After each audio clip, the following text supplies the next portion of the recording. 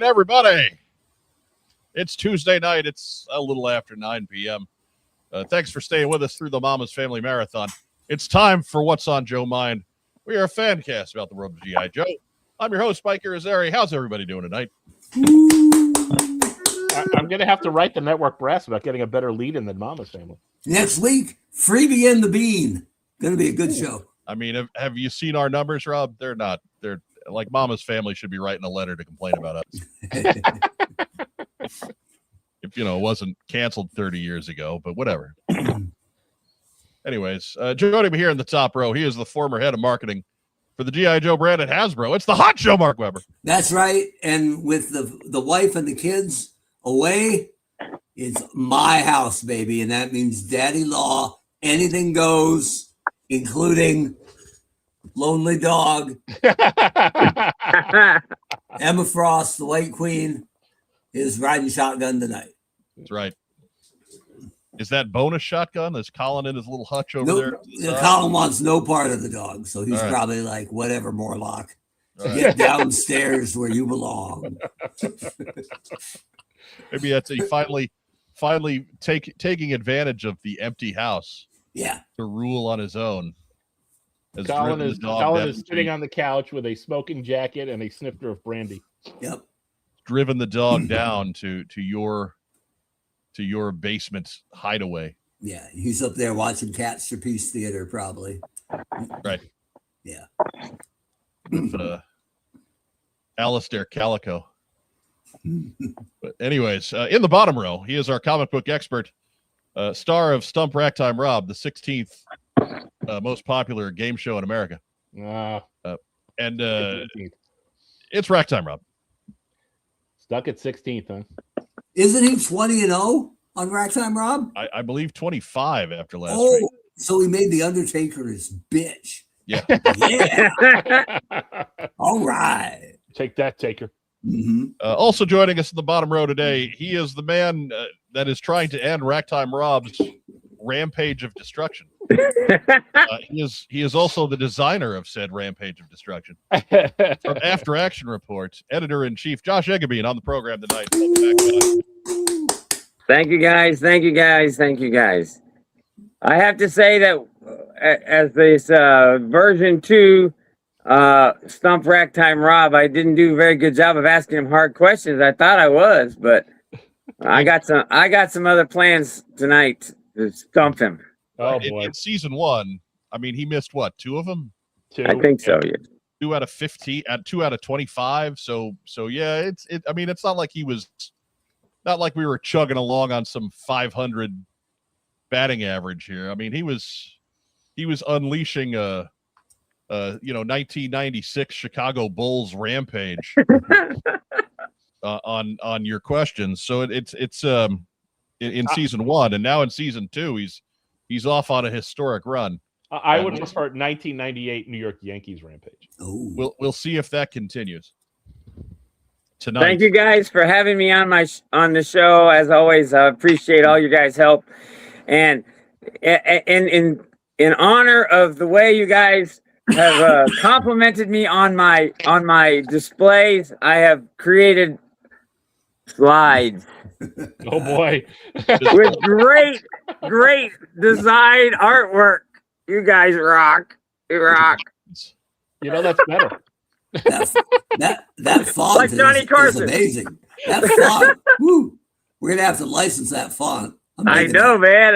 I got it specially designed. I spent a lot of time on it, like maybe 2 seconds. We'll send you a thank you. So thank you guys. Appreciate it. You guys, your show is always awesome. And, I think the Joe community really appreciates all the work you guys do. So I wanted to give you guys your props and thanks. And Mark, glad you're back. I appreciect it. You can run that thing through AI and see if it gives more like levels to the E, right? 4 extra fingers on the E. Yeah. 4 fingers on the E. See, you got super high tech too, man. I tell you. Yeah. Maybe a third bump on the B. Be robbable.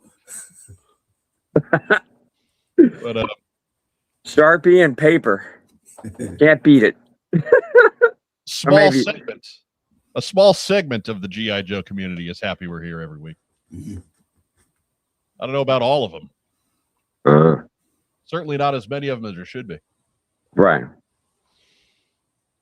Well, it is kind of interesting how the podcast community is kind of divided. I mean, like, there's just the guys who want to talk about their little world over here and the little world over here, and you guys talk about it all. The essence of podcasting, but Right. I think I agree with Josh. It's very divided. It's us and then everybody else. Right. Woo! Michael Gene Fleming checking in. I was up till past midnight this morning as my RPG group finished its campaign before people went on vacation. So I'm trying the radical idea of going to bed early tonight. Y'all have fun. All right. I guess we can allow that. Right. And by RPG, he means rocket propelled grenade. Right. I mean, they are in the South, so probably. Could be. We appreciate Gene checking in, hanging around long enough to at least give word, at least give notice. He stopped by the after action report table, so I got to see him and talk with him at Joe Fest. So it's always nice to see him. I've seen him a few times at the table there. Thanks for stopping by. The Daniel Berry Sports Highlight. What's up, people? Happy Tuesday. We need to get the Daniel Berry Sports Machine. I need something with big ass buttons. Yeah. Right. Just slam a big button and let a highlight go. Let's see what's happening in Cincinnati. Back in DC, we had the backup anchor for the Sports Machine who filled in very rarely on our sports reporter show. And we were going to ask him like the 10 tough questions at the end of the segment.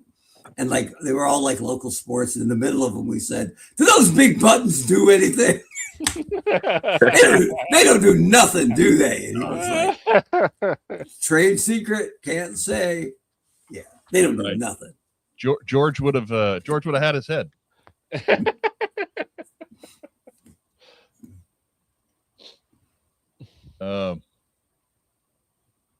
I had a question. I lost it. Figure Six Pack asking if anybody completed the team of Sergeant Slaughter's Renegades. No, I actually haven't even ordered them yet, but Rob's came in already, so I guess technically he has. Mike's trying to figure out how to get 3 of the 4 of them. That's just it. I have Mercer. That's one of the ones he's got. Right. I got the Sarge and Mercer pack. I neglected to pre-order the other 2-pack. With my other pre-orders of the past month, which really weren't that many. So yeah, it was Nowhere Manchild. I happen to have a trivia book in my pocket, Josh Eggebean at this year's DFW Joe Show. That's a good story. We'll save it for the end of the show. Hint, hint, Rob. All right.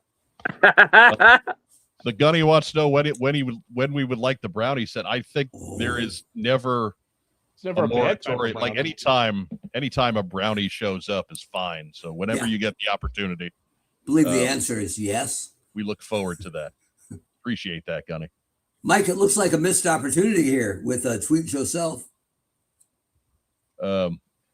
Wait, here we go. Renegades are the only real American hero I had as a kid that I haven't gotten classified. I can't justify spending money on an inferior Sarge. Just immediately put him in storage. You guys could have split a 2-pack. I mean, I guess I like that Sarge. So yeah, you get the Sarge, he gets the Mercer. Send Mercer off. Yeah, maybe you get to see him on weekends. I don't know. That's just it, man. If I'm gonna do the Renegades, I can't just get 2 of them. Even if Mercer's just there to get kicked in the face. and look, to his credit, they're making him pretty interesting over in the Energon universe. So yes, they are. Yeah, right? Like they made him different, and they got a good story building around him. It seems he's got a personality. He's not just the muscly goon. He's a foot taller. Right. He's gigantic. He's going to wrestle with Roadblock probably at some point. It's going to be fun times. He's got those Jericho boots on. The ones that kick everybody back down the ladder? No, dude, the ones that are have 4-inch soles. Right. The one that gives them the arm bar. Mm-hmm. Anyways, we I don't know how much news we got to talk about tonight, but We'll what do you find say? out. We'll get to it. We'll cut out the part of the show that Joe Slepsky hates the most. Too late. Get into the news.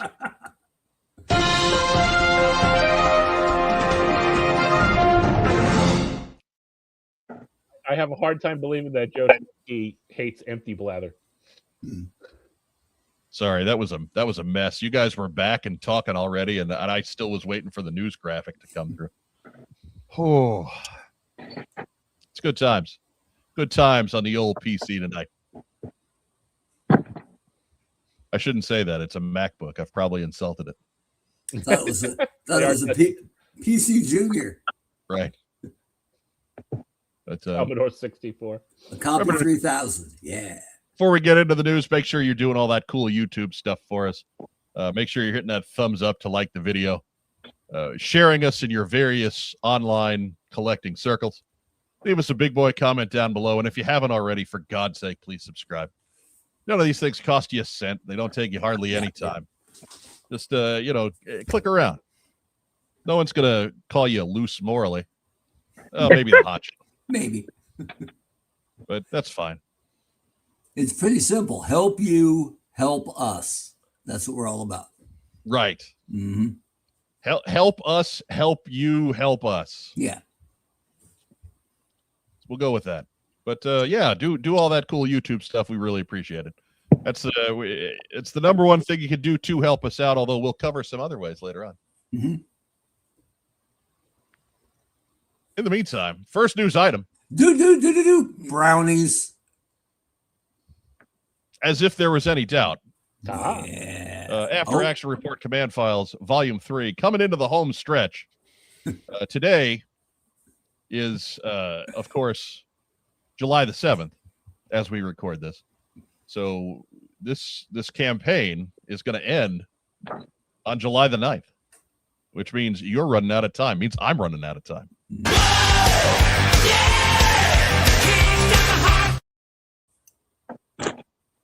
Josh Eggerbean, it's your company, it's your baby, it's your campaign.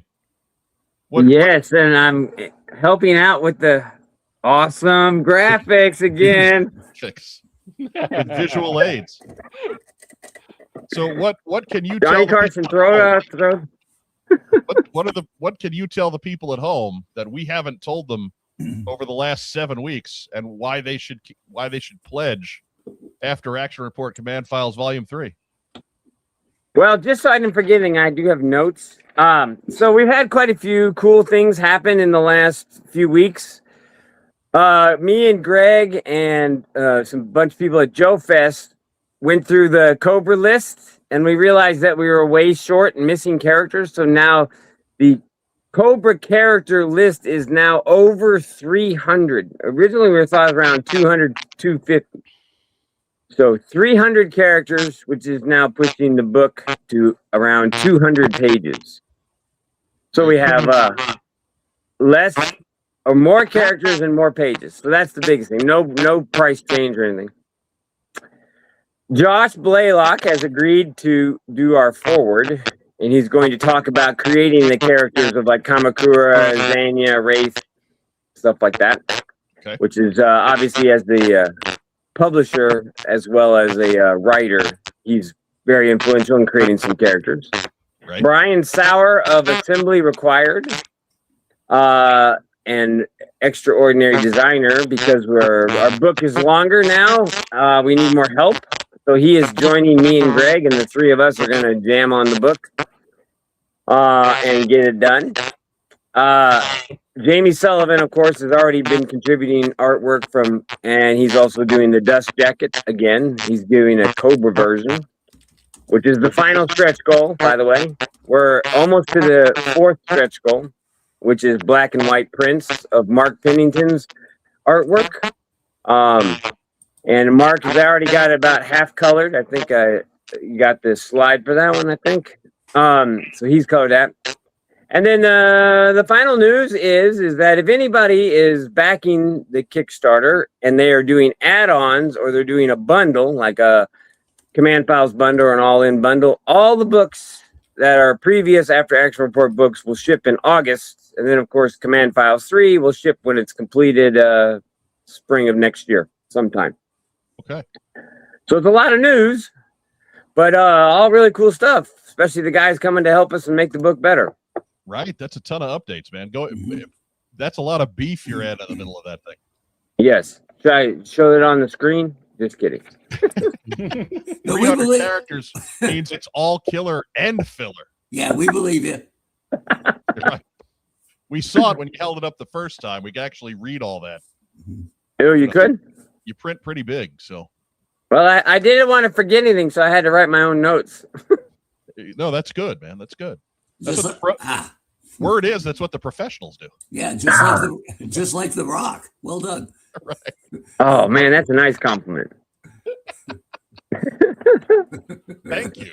So that's all the updates for Command Files 3. Like I said, we only got 2 days left. We're almost to the 4th goal, and we'll hit the 5th goal by the end. Ragtime Rob, you got a dollar total for us here? You got an up to the minute dollar total? I do. 24,137. All right. And that stretch goal is going to unlock at 25,000? That's right. And that'll get you coolest poster ever. Ooh. The 8x33 triple folded all 3 covers together into one poster. Okay. So 25,000 will get us to that stretch goal. How about the last stretch goal? What's the dollar value on that? I know it's 27,000. No, that's second to last. That's 4th. Oh yeah, that's right. Yeah. Okay. There's 27,000, which is the 5th one, which would be an 8.5 by 11 print black and white sketch version of all 3 covers. And then the 6th stretch goal at 30 is the Dust Jacket Volume 3, created by Jamie Sullivan. All right. So with a couple days left, looks like you're in good shape, Josh. I think so. So here's this is the Dust Jacket Volume 1 that Jamie created, the wraparound. Let me get you in the big window. Hang on. Okay. What? Ooh. Self-serving son of a... That's right. There we go. Oh, there's glare. Where's the glare? All right, we gotta get rid of the... So there's a glare. Oh, that's a computer screen. All right, so dun dun dun, and then it's a wraparound. So Jamie is leaving the front cover the same, and then on the back here, we're removing all this, and he's putting Cobra with a flag. Cobra characters with a flag. So it'll be Dust Jacket version 3. And that's our final stretch goal, which will be very cool. The Dust Jackets can go on any of the books, too. So if you have 3 of them from the 2 previous one and this one, you can switch them around. I mean, Steeler doing a Cyclops homage right there. Isn't It's it? like, can you put him in a Yankee jersey so he's perfect? I mean, holy smokes. I think being from Pittsburgh, he would be a little pissed at being connected with the Yankees. It's an American League team, right? He's got a team on the side for when the Pirates go dark for 20 years, right? Come on. Just 20? Well, pretty much. For when their uber talented rookie shortstop breaks his finger and misses 3 months. Oh, sorry about that, fantasy guys. Yeah, I mean that was a piece of news that legitimately came out.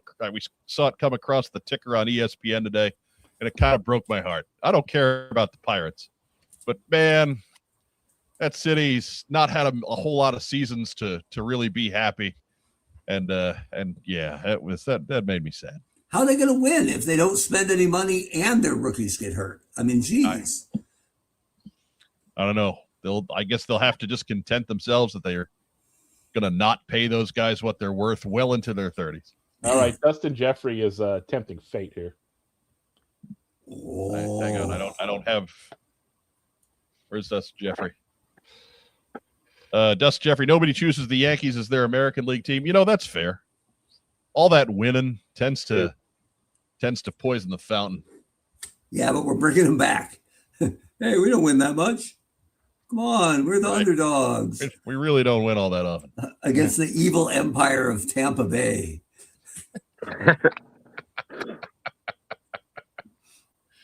whom we loaned a stadium last year. Right? Yeah, Dustin Jeffrey. That's not. We're whatever. We're used to that. We thought it would disorient them playing in an actual stadium. A double-A park. You know, that hurricane went through Tropicana Field and did like 17 million worth of improvements. Josh, remember the problem we were having pre-show where the microphone might be a little hot? Yeah. Might still be a little hot. So Kind of comes and goes. Right. I'm going to take you out for a second and let you adjust that, and then we'll bring you back in. Okay? All right. You got it. Live shows, everyone. That's the magic of live broadcasting. That's all right. We'll fix it in post. You just took out the guest before. It's in the quarter news. of the show, man. It's in the news. I didn't do it for behavioral circumstances. I just did it, so we can not deafen our audience. I mean, he was getting kind of loose with that Sharpie. I'll be honest with you. I was a little nervous. I won't Not like lie. he's Phil, but Right. It's not like he's Phil. Phil is in a couple weeks. He's going to come back with a goatee drawn on. You watch. Look, man, if that's all that happens. Yeah. Maybe he could give me eyebrows. Be kind of cool. No one can give you eyebrows, Mark. With a Sharpie, you could. Maybe. just give him. Then I'd be shine. Groucho Honcho. It'd be great. Going into the eyebrow shop, saying, "Give me the Eugene Levy." Yep. I don't know. The shine may just overpower the eyebrows. Oh. Next news. I could dial it up if you want, man. I'm shot. I can be a shiny, happy person if you want. Oh. What else do I got here? You You got that thing where you take all the details out of your face? We got, yeah, what was that? That was awesome. I don't know, man. That was something that frightened me. So It was such a good bit. Okay. I'm That's getting the thumbs up in the green room. So let's see if it Bring works. him back. All right, Josh, speak Testing. If I'm in the Phil Donnelly category of kicked out, then I'm honored. No. Because again, it's one of those where Phil gets kicked out. We're just trying to fix your audio. Yeah. Okay, well, then I'll try to get kicked out by doing something Phil does. But by the way, I have a Sharpie. Right? I told you he'd come back with a goat. It's making us nervous. We all need to message Joe Fest and demand what's on Joe Mind be there next year. I know I will. Good. Do it every day. Yeah, we play well with others. Right. They've had us there before. Uh-huh. It went all right. People brought a cake. They must not like cake. Right. They must be that kind of show. No, I don't want to. We don't talk bad about Joe Fest. We're not mad at Joe Fest. They got a show to run. Yep. But yeah, like again, we can't invite ourselves.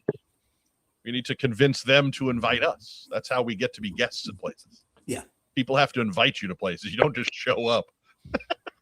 It's a thin line between guest and pariah. Yeah. Yeah, we say guest, they say intruder, and we're like rude. Justifiably get the Orkin man called. Now he's coloring in letters. Well, S Viper 72 is helping, so I thought I'd help too. Yeah. What's on Joe Mind? Josh, you got anything else you want to add to the end of this? Yes, be a backer, be quick, and go all in and get all the books and have all of them mailed to you quicker than Command Files 3. And basically, Command Files 3 will probably be ready by the end of the year and in hand around March, April next year. There you go. Straight from the editor, straight from the publisher. Mm-hmm. Yeah, that we got help now, and it's a different kind of book because 75% of it is a bunch of characters with no names or anything like that. You know what I mean? Air vipers and heli vipers and sand vipers and sand scorpions and all these kind of things. They don't appear anywhere. They're just a file card and a toy. But they're in the book, So we gotta we found ways to cram more characters on the page and look cool. That's Brian Sauer. That's all his work. There you go. Be honest. You forgot to put interrogator in there, and your it's gonna be mad at you. Come on now. Oh, he's on the list. Yeah, actually, I have something Greg and I did the other day after Joe Fest. I have my own list, and he had his own list, and we're like, oh, you're missing this one, and he was missing Rap Viper. And I was like, you don't have Rap Viper on. And he's like, oh yeah, I better add Rap Viper. Right. That's coming in the 1980 Force guidebook sometime next year. We gotta be careful we don't say that too loud, otherwise people are gonna start thinking we're serious. That's true. That's a lot of characters. Finally, Nitro Viper though, part of the club. Good for him.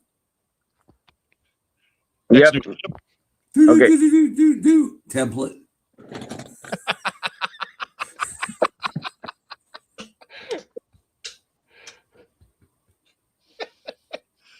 I forgot he was right there, wasn't he? Template was right there, right in the right corner. Tell me about Template. Right.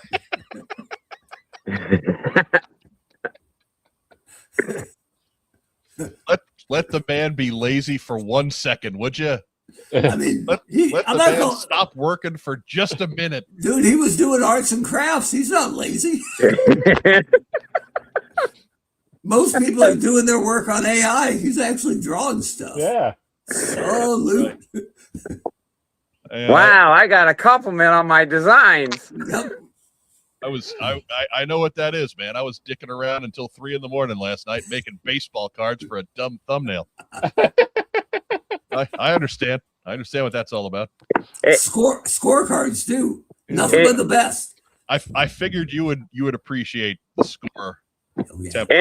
And for the record, I don't actually design the books. I just write them and do a lot of the cutting and pasting. Roger Taft designed all the early designs, and Brian Sowers helped and along the way with other books, and Greg designed the command files himself and stuff like that.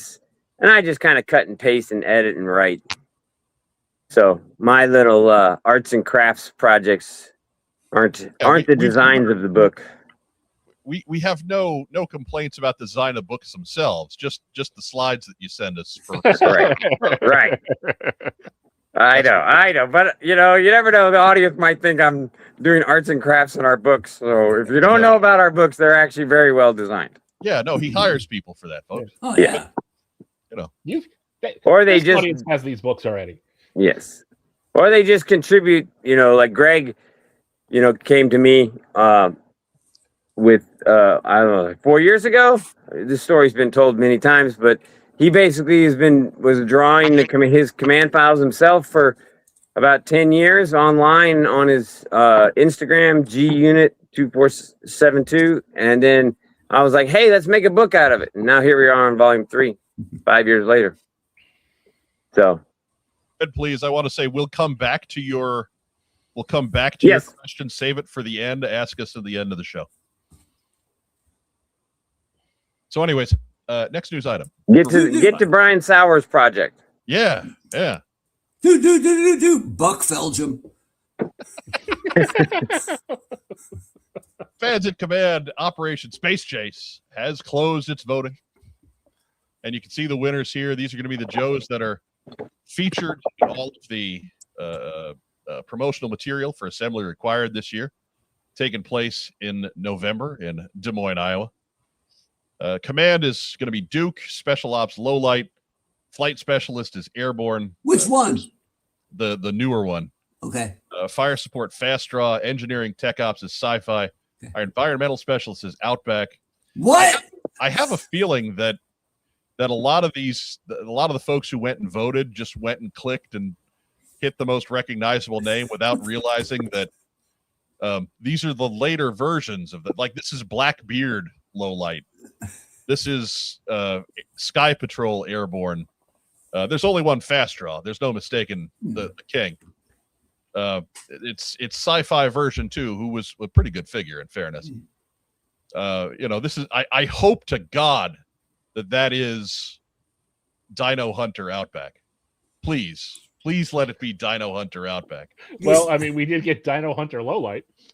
You're sending No, your there's another outdoor survivalist up to space. That ain't gonna work. What if it's space dinosaurs, Mark? What if he's floating in his t-shirt outside of the shuttle with the ironic survival written across the front of it? They maybe just have decided that his big lizard experience is going to be important when they encounter space kaiju. Man, I'm just saying. I like the rest of them. I love Fast Draw. Underrated Joe. Right. So I just have a feeling that everybody picked these guys thinking that these are the old versions of those guys. And they're not. They're the new versions. So get ready for some wacky stuff. Yeah. We got the percentages on there. It looks like it was sci-fi and a walk. It was Outback in kind of a slaughter when you figure it's 5 or 6 Joes you were choosing from. That 29% is a lot. So I hope they get Space Junkyard out there. He could really do some damage. No. He's got to stay on Earth and fly the Sky Striker. That's good call. What a good boy. You landed that Tomcat just fine. What a good boy. Right. And Doug Dello is right. Brian Sauer can make it all look good. That's fine. So there you go. Hopefully they're all wearing space pants. Right. Space they better be when they or maybe space dinosaurs. Or maybe space shorts. Right? Space shorts. Space shorts. Like it's a 1950s sci-fi. It's some 30s cereal. Yeah. Command we need the fishbowl helmet. Sidekick. Josh Eggerby, you have a favorite wacky 1990s Joe? I did vote for, I think, 3 times because I think you could vote every day. And I think the only one that won that I voted for was Psych Out. You know, my opinion of the Star Brigade era of G.I. Joe, of course, you know, I don't collect the toys, so I don't really have that, but I just know what was in the comic. Was always that it was a clever idea that never worked out very well, but it was, again, you know, all of a sudden Hasbro's like, well, let's go to space. So you got to write it in the comic, got to build the toys. You know, I always kind of thought Roadblock looked pretty cool, you know, astronaut outfit. Yeah, the Star Brigade guys were it was a good idea executed questionably in a lot of cases. Those armored guys were a little weird, except for the Bat. I think the Bat worked because it's a robot. Yeah. But you know, seeing Destro out there and his left arm is just a missile launcher just feels kind of lazy. Yeah. I will say though, the Roadblock figure from Star Brigade looks like an astronaut. Yeah. Right. Yeah. I mean, I think for any future G.I. Joe movie, not the one that's in the news with Danny, like if they actually do a Transformers crossover, just do him Joe's at Star Brigade and have him go fight on Cybertron. And then you don't have to worry about any of the issues because nobody likes those characters much, but a whole new generation of fans would learn these characters from Star Brigade. And it's kind of like an open, like, do whatever you want, you know? So have the Joes, Star Brigade, and the Transformers go to Cybertron. Right here is proof that I'm smarter than I look. Diana Davis says, my friend Roz says there's dinosaurs in space, and she is their queen. So there you go. True. That's not true. Right from Roz. Carl Everett proved there are no dinosaurs. So it's you can't just deep pull crazy ass ex baseball players, Mark. Carl Everett, man. I'm just saying. I think it's kind of a bit in the toy industry that they say if you want to murder your IP, take it to space. So, unless it's already in space. Yeah, like if it started there, fine. Like nobody was watching Star Wars and going, "Oh God, another space fight." But Ghostbusters in space, yeah, I'm not buying that. Ninja Turtles in space, yeah, I'm not there, right? How many backflips could those friggin' Power Rangers do in space? Infinity, probably. Right. I was about to say several hundred, I imagine. Yeah. Yes. See, and that waters it down. Familiarity breeds contempt. Stop flipping, pink person. Jeez. Familiarity. See, I'm going to go with the Family Guy theory, Mark, and that it's good at first, and then the joke carries on long enough that you get sick of it, and then you keep going, and it gets good again towards the end. Anyways, so this is what we got, and of course that is in conjunction with Assembly Required, again in Des Moines, Iowa, November 13th and 14th this year. 1-3 and 1-4. I'll be there. Josh Eggebein will be there. Maybe Mark Webber will be there. Yeah, Mark, you got to get there. I would love to go. I really would. It's just always been either problematic financially or timing wise. But it is after soccer season ends, so That's right. Never know. Racktime Rob probably not going to be there. Yeah, we don't get off for Veterans Day anymore. What? Boo. Turd Ferguson will be there. Oh, that's good. If Well, his that's hat, big hat. if his hat fits through the door. Doug Dello says he's going to be there, but he's said that before. Lieutenant Falcone's going to be there. Isn't it Falcone? Maybe. Falcone. Ask Hey, the Mr. Falcone. Hey. You tell me, Rob. How's that pronounced? You Batman guy. It's a Falcone. It's a Falcone. It's a very nice. He taking a gun. He leave it a cannoli. Which means he did it wrong. Next news item. Dinosaur Queen Roz. Oh dear. Of course, that brings us to our main event story. Oh no. Can this man save G.I. Joe on the big screen? Yeah. And I setting out to find the most ridiculous picture of Danny McBride I could? Yes, I was. But you can't go wrong with Jesse Gemstone, and this goes without saying. Well, this slide inspires confidence. It does. If you haven't watched Rice Gemstones, I don't know what to tell you. That show just went hard, and you need to check it out. Anyhow, let's real first. I know it's been the big news. Danny McBride was contacted by Paramount to write a G.I. Joe movie script. Turns out that they are interested in it. So let's walk you down as if you don't know anything about Danny McBride. That's me. There he is. You can see a more human picture with his glorious mullet as Kenny Powers in Eastbound and Down. As an actor, he came to notice in the cult hit The Foot Fist Way. Was also in Hot Rod, Tropic Thunder, Pineapple Express, Up in the Air, This Is the End, was a voice in Sausage Party, and the Angry Birds trilogy. Angry Birds 3 coming this summer. And it was in Alien Covenant. Probably better known for his television exploits.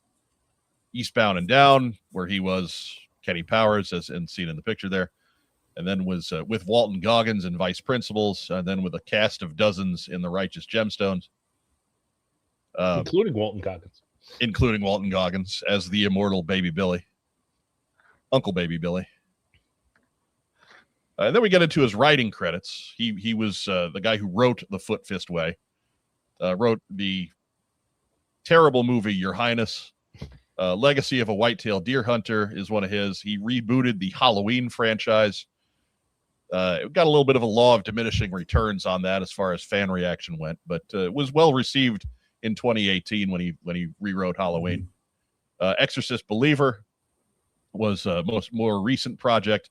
He was also the one of the co-creators on all three of those series that he did: Eastbound and Down, Vice Principals, Righteous Gemstones, and had a hand in writing all the episodes of all of them.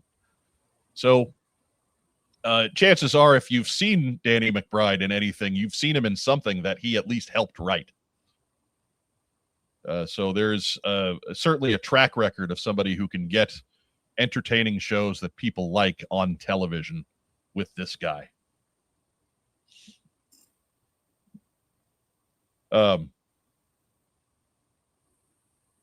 Foot Fist Way is awesome. It is just low key funny. Check that one out if you get the chance. G.I. Joe 66 loves his movies. Land of the Lost was his biggest movie. Land of the Lost was I'm not going to call it a good movie, but it had its moments. I walked out of that movie. Ooh. Really? Yeah, Really? and I was sitting on the couch watching it. Oh, there you go. Never seen it. I'm not going to call it good, but it had its moments. I went for a walk. I was like, oh, no. This is... Time to go touch grass. I can see how that would be the reaction. I know there's, like, it's hard to believe, but I've never seen Tropic Thunder. I need to take care of that. I understand that. But I've only seen 2 things he's ever been in and a bunch of clips from Eastbound and Down. So I am largely unfamiliar with his actual work. I dare say that those 3 television series are must viewing, Mark Weber.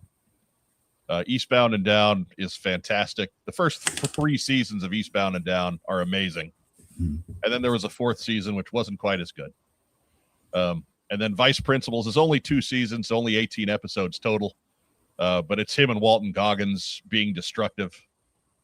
And then Righteous Gemstones was epic storytelling, frankly. Combined with just some of the most creative use of profanity ever recorded in human history. Maybe I'm associating him too closely with the Rogan verse. Because I've just never been drawn to his stuff. Yeah, I mean, there's some overlap there. If you look on there, Pineapple Express is a Seth Rogen movie. This is the end. He's a big part of that movie. He's the drug dealer in that movie. But This Is the End was okay. I like it was fun. I'm not going to call that a great movie, but it was at least an entertaining movie. Sausage Party is terrible, but so okay, there's some overlap there. But he's done enough of his own stuff that And to be clear, I'm not pooping on him as an actor or a writer. And if somebody with some juice in Hollywood is a strong fan of G.I. Joe, fantastic. Right? Very cool. But I think the key thing with him is that he's our generation. So he was like us when a kid and we all got the toys. Whereas I think a lot of the other people that have made these movies tended to be a little older.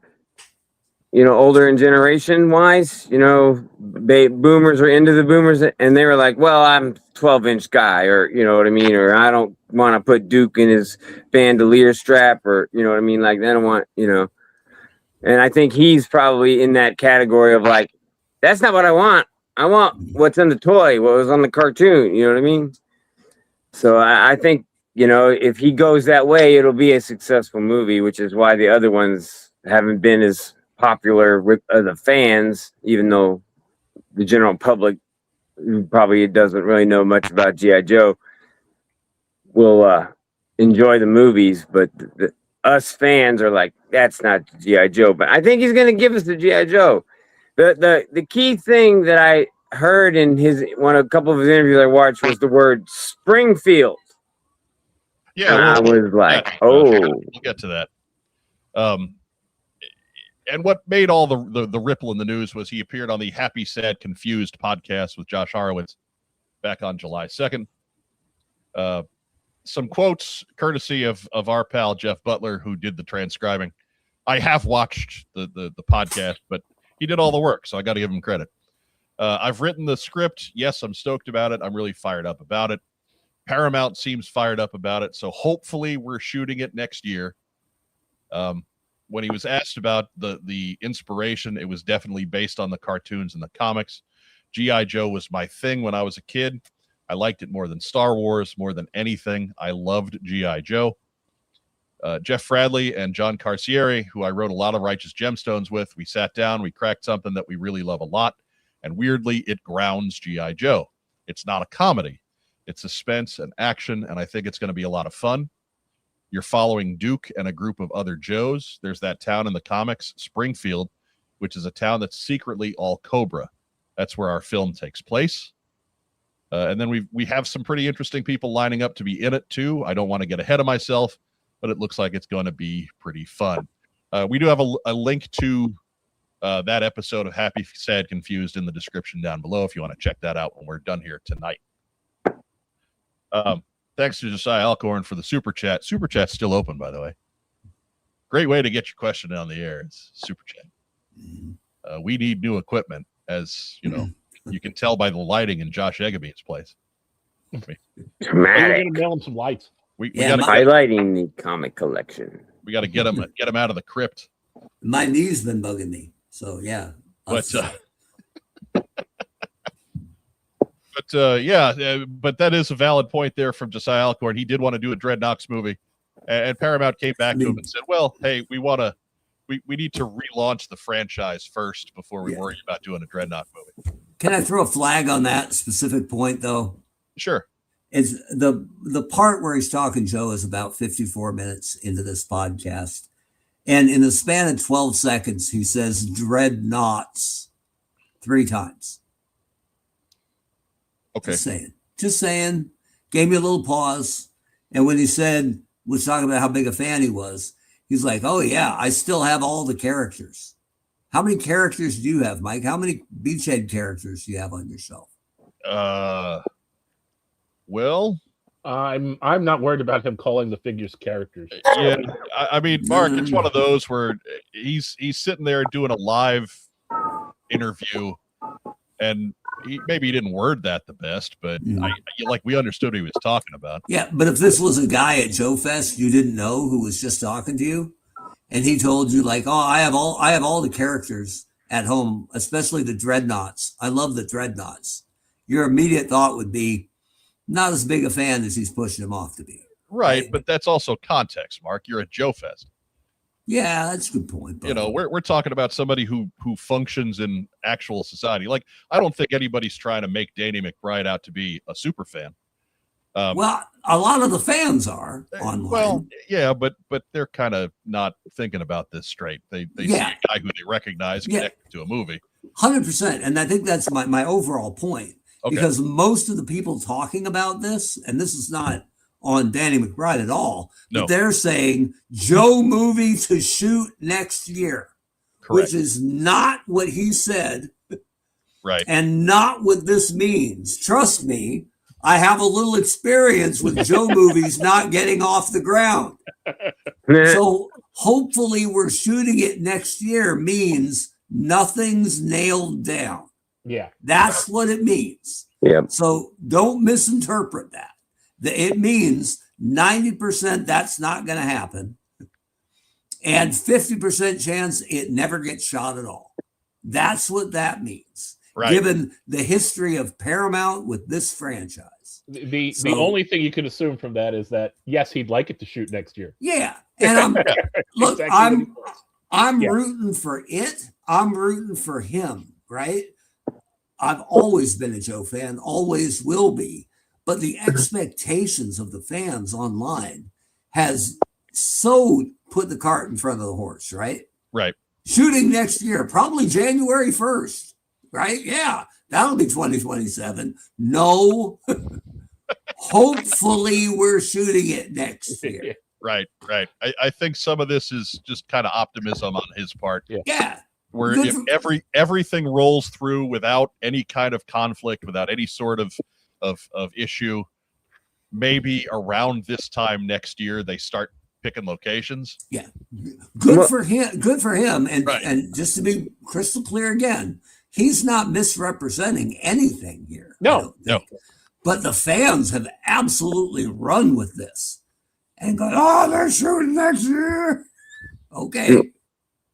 And I think the key factor is that there's no director attached. And obviously, once you get a director attached to a movie, then that director brings in all kinds of things that the writer, which is what Danny is, and then the producers, they all bring in different things to the movie, and you get the hack jobs that we've had. So even if he writes a great script that's very, say, 80s-centric Springfield ground related, somebody's going to be like, well, where are the lasers? Put the lasers in there, instead of real guns. And that would be a director's choice. Yeah. Not Danny's or Paramount's or whatever. So I would say once they announce a director, then it's way more serious. Right. Well, I mean, once you start getting actual production staff assigned, then it's very likely that a movie would be made, but we're not anywhere close to that. Yeah. And does the questionable success of Masters of the Universe give studios pause about adapting another toy property? Right. I would say very questionable. Seems Critically acclaimed most of the time, and commercially, yeah. Also, in fairness, though, Masters of the Universe is a trash property. Oh, oh man, that's Wow. right. I feel I've been very consistent on that. That's true. This Yeah. just right in your motif. Yeah. But Mark is right, okay? Because I will say that most of the headlines, most of the follow-ups that I've seen from fan-centered sites, be it on Facebook or be it on comic book news sites and things like that, say, oh yeah, this is happening next year. Mm-hmm. And there's nothing. No, we hope it's going to happen next year. We hope it's going to start to happen next year. Yeah. But very likely, even if it's approved, that timeline is going to go out a little bit further. Mm-hmm. And so we may be setting our expectations a mite high. Mm-hmm. Let's just keep our fingers crossed and continue to think positive thoughts and perhaps just continue to be supportive, mm-hmm. which I know can be difficult, especially when we're being impatient about things. Yeah. But we've waited however long for a really, really good G.I. Joe movie. We can wait a little bit longer. Yeah. Just temper a little bit, right? Let's just be cool. There are other podcasts already telling you that the movie's great. Right. Well, remember them. They like Snake Eyes, the movie too. Yeah. Ooh. That's why I like that he mentioned that it's Springfield. I mean, Springfield is 100% comic. You know what I mean? And it's like, okay, you're gonna do Battle of Springfield to get some tanks rolling into Springfield and stick the Joes and the Cobras fighting. You know what I mean? Like in a battle in the streets. Like Josh, the cartoon did not ignore Springfield. No, yeah, you're right, but I think it was created in the comic. Yeah, I mean they took those elements from the comics though. So. Yeah, right. That's what I meant. But I mean, ultimately that was the big thing that I took out of everything that I saw on it, was that okay, that's a good place to start. Here, let's hope it's better than Snake Eyes. If it never gets made, it's better than Snake Eyes. I do like the concept of them starting with it sounds like a smallish group of Joes in Springfield, right? Right. Because that you can grow from that, right? So hopefully it's great and it spawns sequels. And what's better than new guys and gals joining the team in sequels rather than starting with a team of 100 Joes, half of which aren't named on screen, or 80% of which aren't named on screen. Right. Like I like that. I like everything I read. I was a little nervous about the characters and the dreadnoughts, but hopefully we're shooting it next year. It's not McBride's fault. Yeah, I'm just gonna say that dreadnoughts is. I wasn't preparing to answer this question, and I just put the wrong word in my head from David McBride. Yeah, so, if he said it once, I wouldn't have even mentioned it. But 3 times in 12 seconds made me go, I'm not too worried about that. I really like that Darth Invader. I want to get Darth Invader in this movie a lot, right? Is anyone going to hand wave that away? Come on. The Sith Lord is Van Vader. Everybody knows that. It's a valid point, Mark. It's a valid point. Good news. I just kicked 2 Masters of the Universe mouth breathers off the podcast. Oh, my God. Here I'm trying to give Brian Fabian a platform, and you're going and twisting his words, Mark. No. We didn't need Booty Shorts 316 and Cringer Mania drive-through. They're gone. Forget them. Like what you like. Oh, we probably don't like that one. I hope they make this one with a billion ninjas and not a drop of blood and a bunch of shaky camera fight scenes. That's amazing. I found if you watch Snake Eyes again, and shake your head while it's going on. It It makes so much more sense. Yes. You guys know the origin of the one comic book that the Snake Eyes movie is mostly based on? Go ahead, Josh. There's one comic book that was written. It's the Arashikage Showdown by Blaylock. It's a digest size, and it has all that amulet stuff in there where the Arashikage are covering up the secrets and things like that. So out of the thousands of comics that are written by Hama and Blaylock and others, they picked that one. And that's the basis for the whole Arashikage part of that movie. Of course, then they flip-flopped Snake Eyes and Storm Shadow's, origin, essentially. But, one comic. They decided also to adapt Snake Eyes' character and make him a manipulative asshole. Yeah. Which was a bold step. Right. I'll say again, in all seriousness, there's a lot that was right in the Snake Eyes movie. But the one thing they got really, really wrong was Snake Eyes. Yeah. They did a lot right. I can't bag the whole thing. I feel like it was cast well. Yeah. Good actors. Baroness was fun. Scarlet was good. Storm Shadow was outstanding. Yeah. What's her name? Lived. Couldn't believe that. Biggest shocker in 30 years of cinema. Akiko, come from behind for the win. Right? We were making fun of that figure as dead on arrival for months. Oh, she didn't even take a bullet. No, dude, she's still on pegs. Right? She outlived all of them. Right. But Mike, it's an excellent point because I did something I myself rip on. Like when people are just trashing Phantom Menace, right? And they're like, that whole thing was trash. And I'm like, you didn't like Darth Maul? Right? You didn't like young Obi-Wan? You didn't like the best saber fight? Right?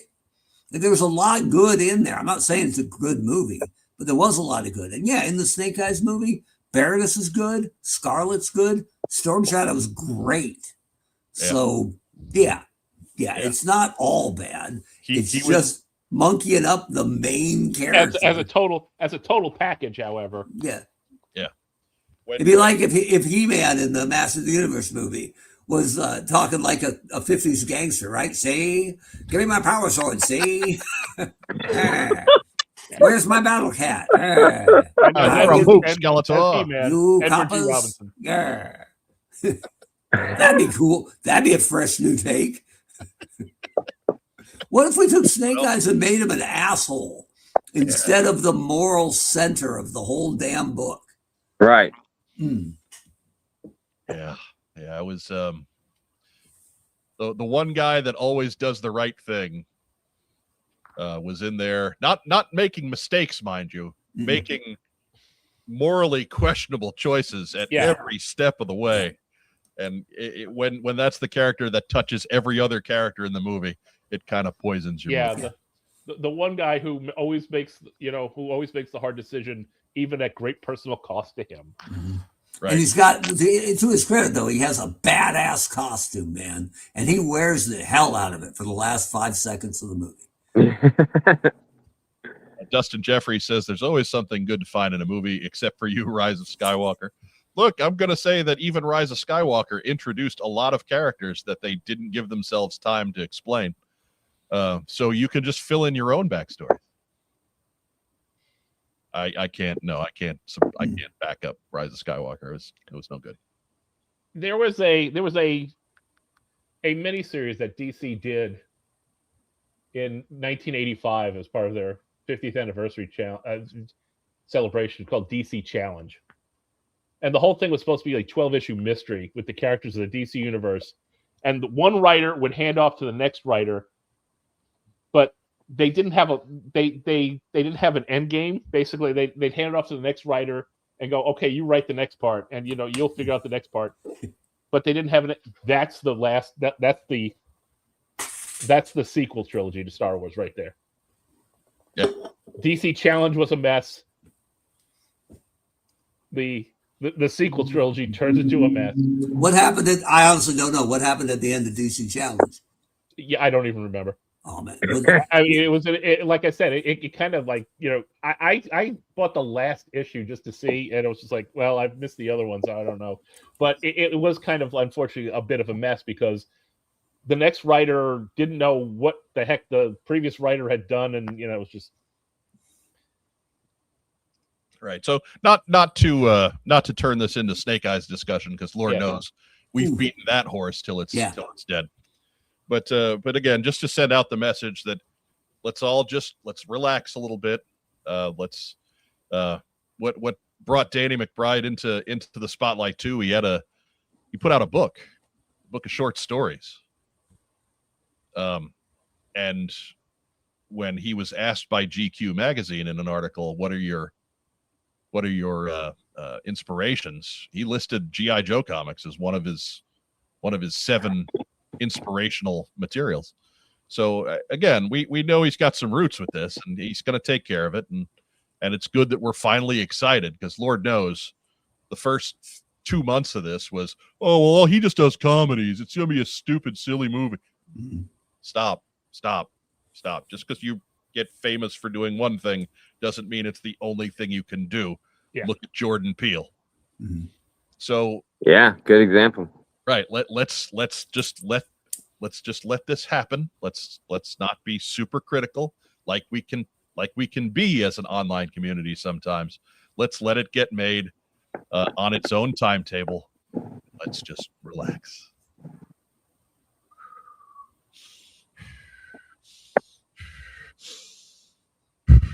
No, I'm mad. I have opinions. Yeah.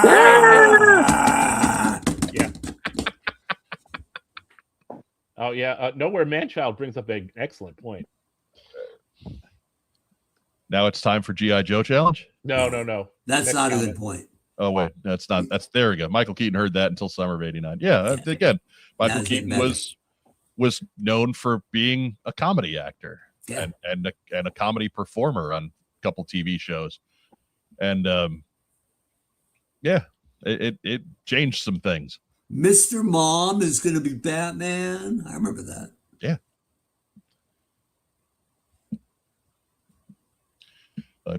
So there, that's that. That's our Danny McBride discussion. We're rooting for you, man. Yeah. Hope it's a good one. Bring us a winner, Bobby. Okay. Hopefully it's so good, then we'll see him again in G.I. Joe 2, The Dreadnought Problem. Yeah. G.I. Joe 2, The Quickening. What I want to see is identical Dreadnought cousins. That's what I want to see. From Auburn? Correct. Why not? Do you think Hasbro will still be making toys when the do they still make toys now? Well, barely. Because at the very least, they'll farm it out to somebody. Right. Like Rob said, it'll be a franchise. They'll just send it all Super 7's way or something.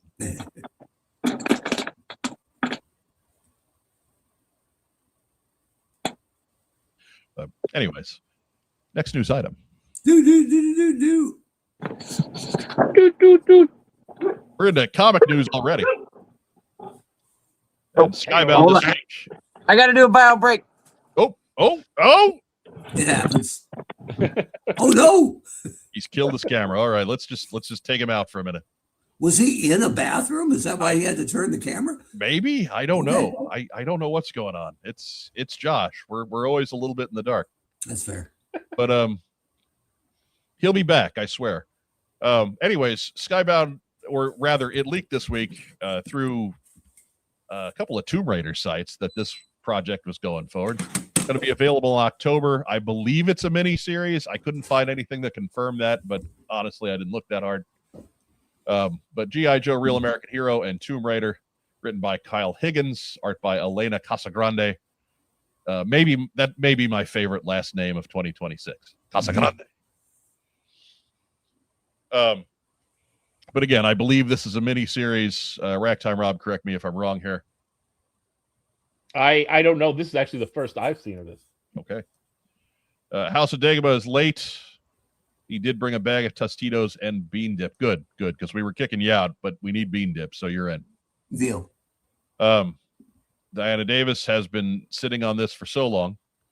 Hopefully you didn't get it all wrinkled.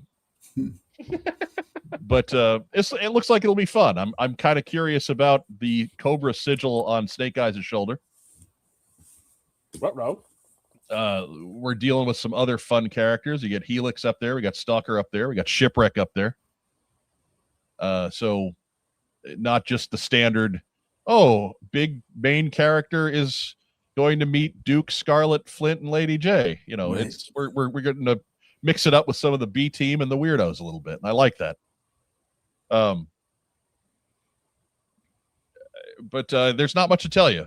There isn't a whole lot out there past a few images, which I'm sure you'll see more of in the coming days and weeks and months. So coming in October. Okay, I'm getting thumbs up in the green room again. Josh done breaking stuff. I hope he washed his hands I do too. this time. Right. Yes. Welcome back. Well, so when I heard about this crossover, I was like, there's a whole world of Tomb Raider fans that are now going to be buying this G.I. Joe comic, and I was like, that is brilliant. Doesn't make any sense. Larry will make it make sense, but ultimately, I think it's a great thing. Higgins will make it make sense. Larry will make it work. Again, Kyle Higgins will make it work. Kyle Higgins is right. Is the right. But isn't it appearing in? She's appearing in 3:30. Spoiler. Oh, look! It's tomorrow. Leaking stuff. It's online already. They showed the actual page images. I think Bleeding Cool. Are they pages from this? I'll be honest. The information I found on this was kind of all over the place. So yeah. Well, I mean, there is yes to both. There is somebody in the chat that could unofficially confirm. The gunna yes, where are the Marines? And I will answer Tule, Greenland. I think the real question is, why is Shipwreck the only guy in a hurry? Did he get there late for the class photo or something? Like, maybe. There's ladies around. Shipwreck's interested. I guess that's fair. Fleet's in, Mark. The lady's man. That's sailors on shore leave. But Diana Davis vouches for it. Makes sense. Trust me, is really well written. We believe it. There you go. Skybound's done a lot of good work. So they have earned the benefit of the doubt if you have doubts. More sense than the Silent Baroness comic? Just checking. Right. It just needed a second reading. Have you read it a second time? I read it a second time. Don't patronize me. It ain't my fault. I'm just saying. I'm not patronizing you. I just asked you if you read it a second time. Yeah, but I already answered that weeks ago. I don't remember these things. Come on now. Well, then you're patronizing me. See? How many hours do we spend yapping about nonsense in a week? Don't patronize me, see? You can't ask me to keep all of it filed away. You're lucky if I get major bullet points. It's just my brain rotting out. I'm old now. It's a great name for a new character. Major bullet points. Major bullet points. He's in charge of the target range. Or maybe we'll just make a Cybertronian Darklonian instead. It's going to be good. He's a necromancer too. I'm sorry, a techromancer. Yeah. House of Dagobah. I figured if they could add Lara Croft to G.I. Joe, I'm adding Indiana Jones to my classified collection. Does it make sense? No, but neither does Lara Croft, but I like it. There you go. As long as it's old man Indiana Jones. Whatever you want to do, it's yours. You do what you want. Well, I know that when I heard about this, I called my comic shop and I said, order me a bunch of 330 because that's the cameo, right? And then, which is tomorrow, comes out tomorrow. So I was like, I'm like, going to stock up because all of a sudden the Tomb Raider people are going to find out about it and then nobody will be able to get a copy. Yeah. There have not been a whole lot of Tomb Raider comics in the last couple of decades, really. So I imagine folks of that particular franchise are hungry for that sort of thing. So anyway, also from Skybound, coming tomorrow, Real American Hero 330. Written by Larry Hama. Art by Paul Pelletier. Colors by the irrepressible Francesco Segala. I believe he is Eisner nominated. Okay. And again, that's tomorrow. As we get to see more of G.I. Joe with a major ninja problem. As we can They see, dropped order 66 on them. Scarlet is already nursing a wound. But I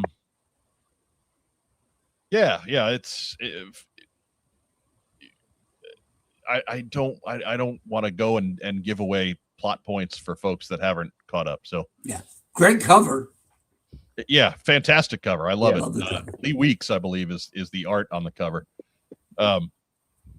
So you'll have your choice of any number of 4 or 5 of them, I'm sure. If G.I. Joe is having a ninja problem, it's time to call Shebang. I'm so far away from all those buttons. Oh, God. Hold on. I repeat, and I mean it this time. If you've got a problem, if no one else can help, maybe you could hire the Shebang.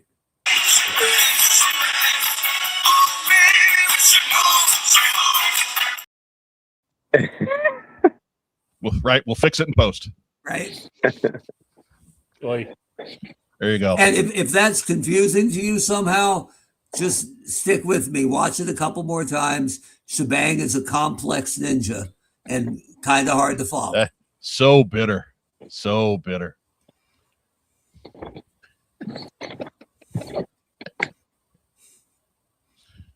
Oh, Full of you-know-what and vinegar, and he's all out of vinegar.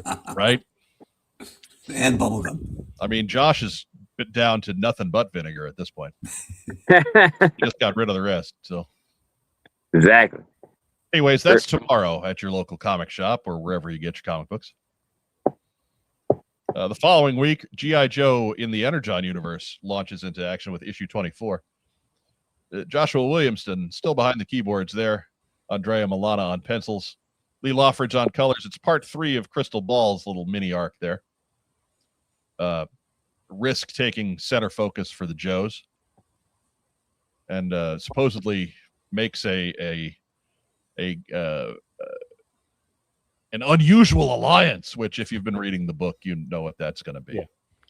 Yeah. But still, it's been pretty cool. So It has been. To be entertained and impressed by the Energon universe, I really didn't think that was going to happen. They made a legitimate character out of Raptor. They've made a legitimate character out of Crystal Ball. I mean, surprises abound. A great cover here by H.P. Lovecraft. Right? I'm only half kidding. That's a pretty bitchin' cover. It is. It's I mean, full of tentacles and crab legs. Mm-hmm. So yeah, Jameis Winston will be right along.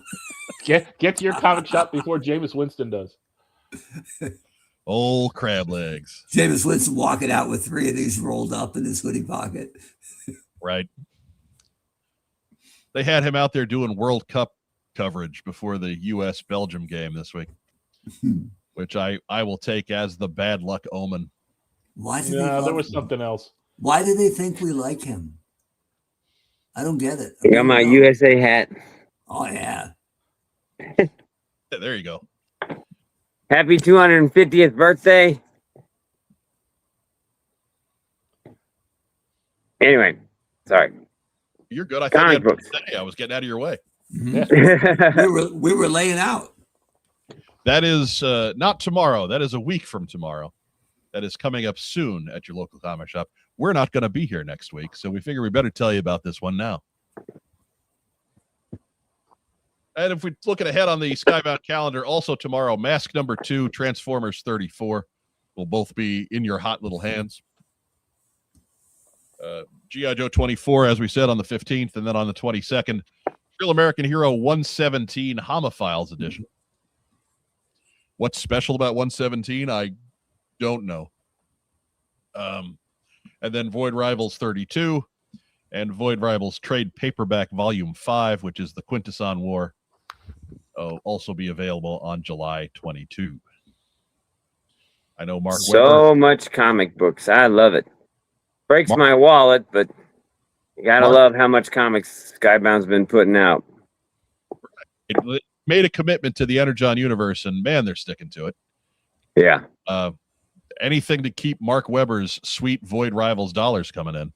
I didn't say a word. Sweet Void Rifle stuff. Is there a mask on there? No mask? Mask is tomorrow, Josh. It's right there at the top. Oh, yeah. Mask Yeah. number 2. I also said that like 30 seconds ago. I know. All right. I missed it. All right. Because illusion is the ultimate weapon. I just want to make sure, are we? I think mask is a good addition. You know what I mean? It's just, it fits right in with transforming cars and the mask being Energon and everything. I think it'll fit right in real well. Right. I haven't It's read natural. it yet. But the Irizaris vouched for mask number 1. Yeah, no, it was good. I'm gonna have to hunt it down. Good luck. You're probably waiting for a second printing. You know what? If anybody has a mask number 1, I will trade you 18 Void Rivals comics for it. Straight up. All right. I just looked. G.I. Joe 117 is part 2 of Destro's Search and Destroy. Right. But I don't know what necessarily makes that special. I don't know either. Anyways, again, not that it wasn't good. I don't want to I remember buying that and enjoying the story when it was out there, but I don't know why it gets a Homophiles edition ahead of, say, issue number 16 or 28 or 141. I know why it's ahead of 141. It's just kind of random. It wasn't one of those Snake Eyes and G.I. Joe face Megatron comics, was it? No. That was hard. Yeah. They were a little difficult. Ooh. But 117 was before all that, the Generation 2 stuff happened. I complained long enough, and Diana Davis is hooking me up. Look at that. Right there. Look at that. I Salute. can send you mask number 1. Outstanding. I appreciate that. And I'll go buy Mask 2 tomorrow. I'll be all caught up. Noah Manchild says, well, Shebang appears in it. Who? We know who.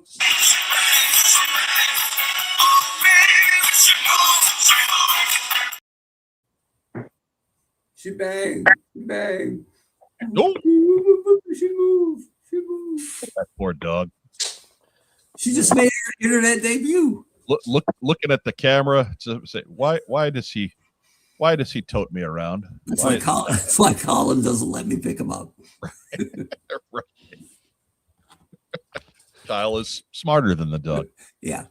Colin unleashes his buzzsaw paws. His 46 clawed thumbs. He jumps right on the open laptop last week. And I picked him up just to drop him down, and he turned and swiped at my face.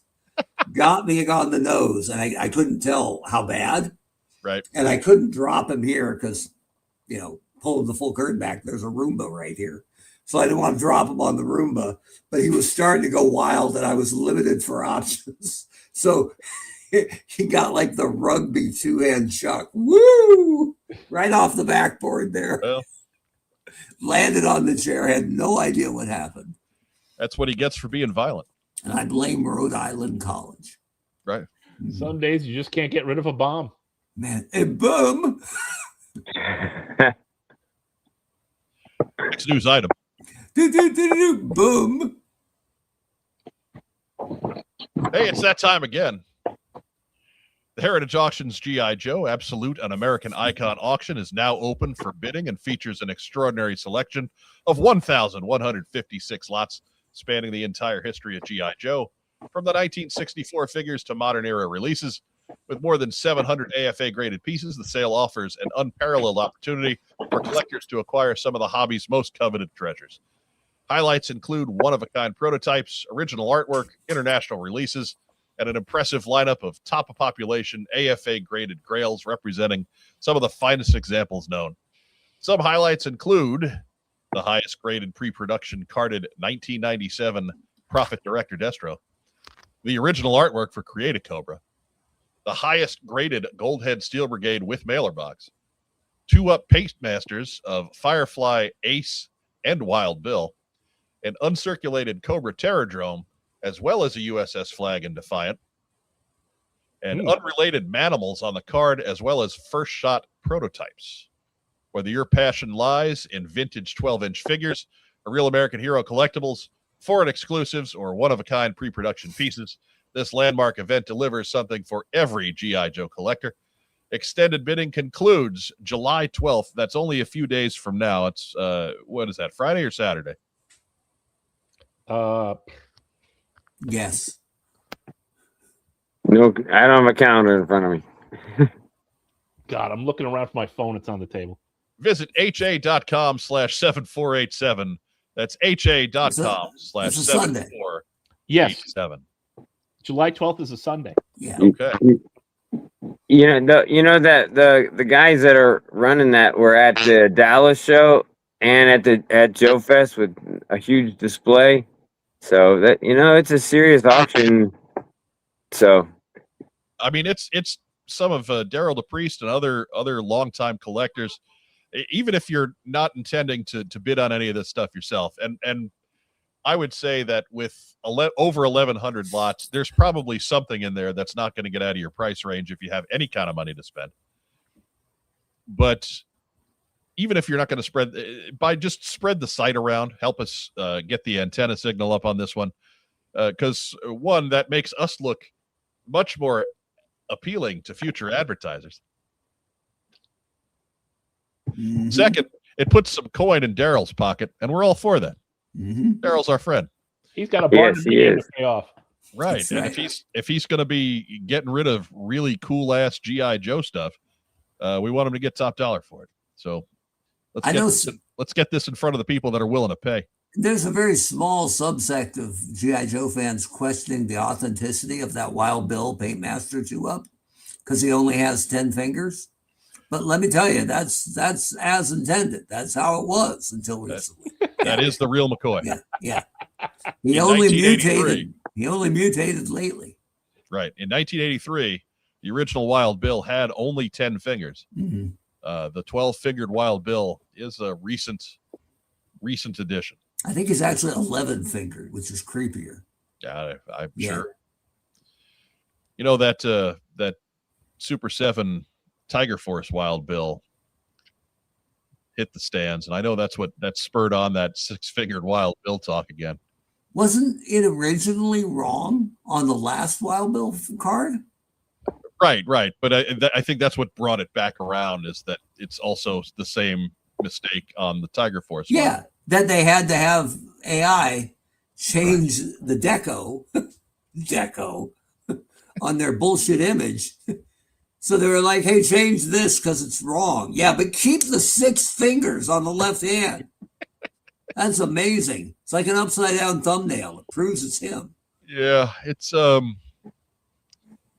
not their finest moment. I'm gonna, I'll say that Super 7 has been there again, an unexpected positive for our collecting hobby on the whole, but not their finest moment with the Wild Bill card art being redone as the Tiger Force Wild Bill card art with the same mistakes. Yeah. Yeah, it's not a win. Anyways, G.I. Joe Absolute, an American Icon auction, is now through the end of the week. HA.com. Take that. Hey, look. We're doing a sponsor segment, for Christ's I'm sake. not talking about HA. I'm talking about Wild Bill still messed up. Right. But save that. HA.com/7487. Good God, I'm going to have to explain that away, aren't I? I can't even remember doing it. I don't even know what you're talking about. Something else we got to fix in post. Happened so fast you can't even talk about it. No. There we go. The HA.com. Yeah. Which stands for Hella Auction. I mean, honestly, has there been a bigger Joe auction in ages than this? I don't think a properly structured one. No. Right? Like, come on now. I know when that one collection down Texas way. Oh, what was her name? Yeah. I remember. Yeah, like when she I've decided heard to about get this. out. Air. Yeah, when Air Devon got out, that was a big, but it was not a proper event like this. It was just kind Right. of if you knew, you knew, and you showed up at her house and bought stuff. So if this read between the lines, Joe fans, if this does well, they may hunt out more to do it again. So yeah. Right. Take a look. Looking's free. Always.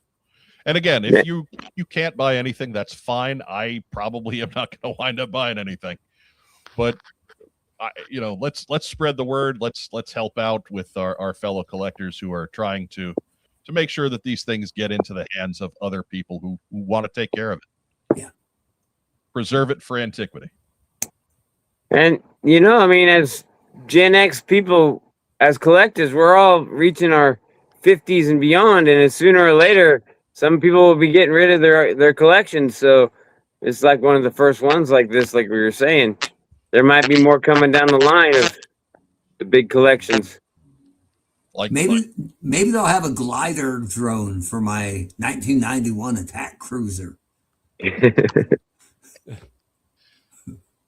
Maybe they'll have a Falcon glider. Ooh, no. Nobody has those. No. But Ragtime Rob's going to be buried with his, and he's unusual. Mm. But after that, I'm sure lots of collections will be available. Not buried with, buried by. Yeah. That's how you can take it with you. They say you can't take it with you, but if you bury it under you in the ground, you're technically taking it with you. Mm. Right. I'm talking about, like I said, I'm talking about like one day it's just going to fall over and crush me. Yeah, he'll be choked to death on tiny parts. You know who's happiest about that Tiger Force Wild Bill is Joe Colton, because it's kicking that Tiger Force Recondo out of a vehicle he never should have been in, right? Yeah. She's like the Submariner that's going like, get to step in Recondo. I just bought the Baxter building. And dig it, Recondo could have a hat box, just like the Invisible Woman, just walking off down to Yancey Street to get beat up. Next news item. Yeah. Do Yancey Street. Channel. Oh yeah, by the way, be sure to check out more details on that when we talked to Daryl a few weeks back. He's stunning. Oh no, wait, that was me. That was you, yeah. Yeah. That was Staff Sergeant C-Nugs. Yeah. Jamie Sullivan still having his fundraiser for his benefit dinner. They've made several $100s. Be sure to check it out at jsindesign.com or jamiesullivan.net. How can you participate? You can buy a VIP ticket directly. That is $1,000 per ticket. Only 15 are available. Airfare and accommodations are not included. All ticket purchases are final. How most of us are going to participate is by buying comic grab bags, where they'll bundle your purchase with exclusive signed comics, collectibles, autographs, and related items. A tier 1 ticket is $50. It includes one entry to win an invitation for 2 to the VIP dinner. Tier 2, $250, includes 10 entries. That's your value. Mm-hmm. To win an invitation for 2 to the VIP dinner. Tier 3, $500, includes 20 entries to that with that invitation. If you win one of the comic grab bag entries, VIP entries, they will pay for your hotel. But you'd still have to get to California on your own dime. Spread the word. Even if you're not buying, please share the website. So there again, in big letters at the bottom, jsindesign.com. Guests at the event will include Greg Berger, Frank Todaro, Larry Houston, Michael Charles Hill, Buzz Dixon, Charlie Schlatter, Livio Ramondelli, Rebecca Forstadt, Dan Warren, Mike Vosberg, Brandon Eaton, Tony Fleeks, Leilani Shu, Sean Kirkham, Jason Canopasos, Alvarez, and Tom Waltz. We almost got there. Includes, of course, the dinner. Autographs, photographs, exclusives, and more. On August 14th, one Comic Grab Bag supporter will be selected to win a special invitation for themselves and a guest, as detailed in the Comic Grab Bag, plus hotel accommodations. And then on September 6th is the actual dinner itself at Der Wolf in Pasadena, California, which we determined the closest Buc-ee's was in, Surprise, Arizona? Ooh. Anyway, I don't know. Was it even that close? We go on tangents. I don't know how we get to these things. They went fancy. I thought it'd be an In-N-Out burger, but no. Well, an In-N-Out burger would be like up the street, but Right. On every corner, I think. Good stuff, though. But jsindesign.com for all the details on how you can help Jamie out with his foot-saving surgery. We also have the link to his GoFundMe down in the description below. Links to everything are down below.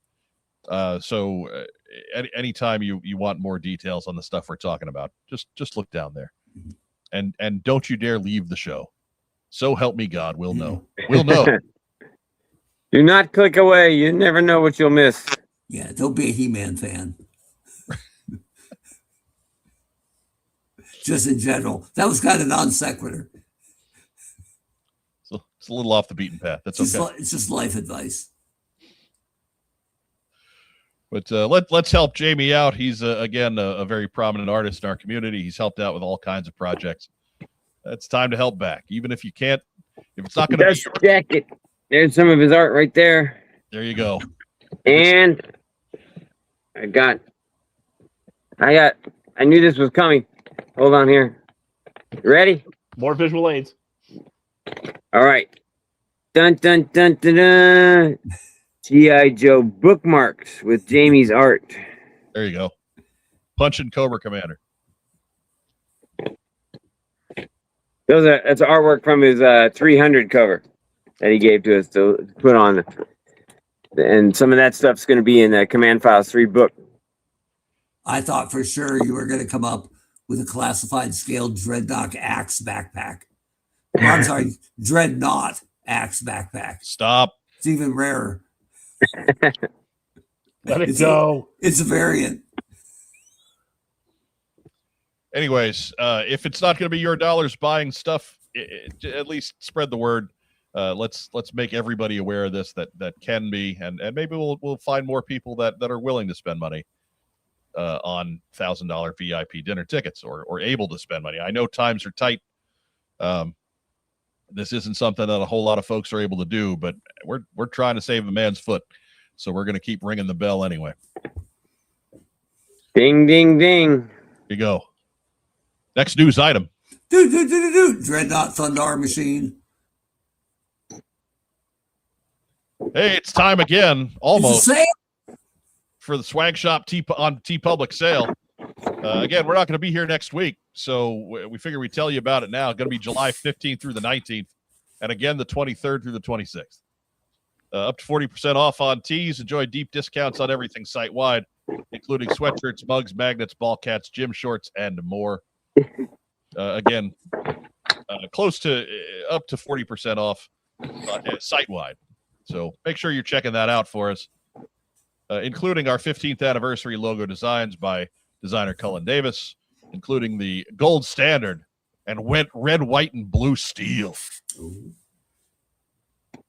I've determined when I'm doing thumbnails that if I need to have a small logo, like if the logo is smaller, gold standard works better. But if I get to have a big logo, I like red, white, and blue steel. I mean, they're versatile, right? Right. It's nice to have options.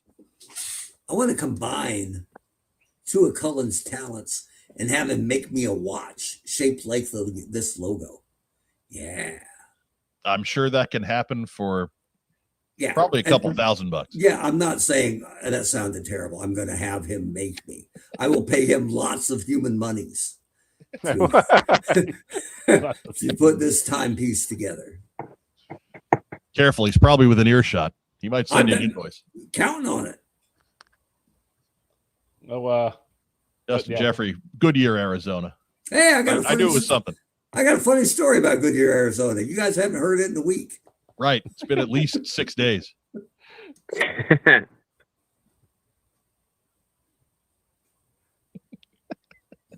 Next news item. Yuma. Sometimes news happens and it's not on a Tuesday. For those days, of course, hit up our friends over at Surveillance Port. That's surveillance-port.com for all of the latest and greatest in G.I. Joe news. Eric kind of took last week off, but that's fine. It's summer vacation. He's got kids. You don't deserve all his time. But he's back. And even if he's not updating his own site, he is usually still getting you taken care of on Facebook and on Instagram. So be sure to follow him there as well. Surveillance-port.com. It's only tough to spell once. Next news item. And that's it for the news. G.I. Joe 3D Printing Podcast is proud to present Chunky Tech Kid in his Mallard Tank. Be sure to tune in every Sunday at noon. Watch the boys take down another 3D printing project. I believe last week they just about got finished with their Dreadnought Swampfire. I think the next episode is going to be all the fine details and the wrap up. So be sure to check that out from Mark and the boys. And of course, check out Mark's solo shot on Monday nights on the Mark II Design channel.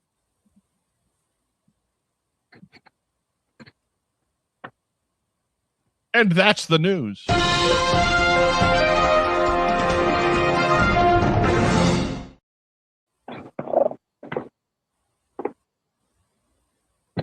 Okay, I thought I lost everything there. Whew. We'll be right back after a quick word from our wonderful friends and sponsors at Kokomo Toys. Stay with us. We buy, sell, and trade vintage and modern toys. G.I. Joe, Star Wars, Transformers, Marvel, DC, and more. Located in beautiful downtown Kokomo, Indiana, we are open every Wednesday through Saturday from 12 to 5. It's a theme park of nostalgia. Join the thousands of people who have traveled from all over the Midwest for over a decade to buy and sell with us. Get your geek on. Know what it's time for now, kids? Time for America's 13th favorite game show. Stump Rack Time, Rob. Yeah.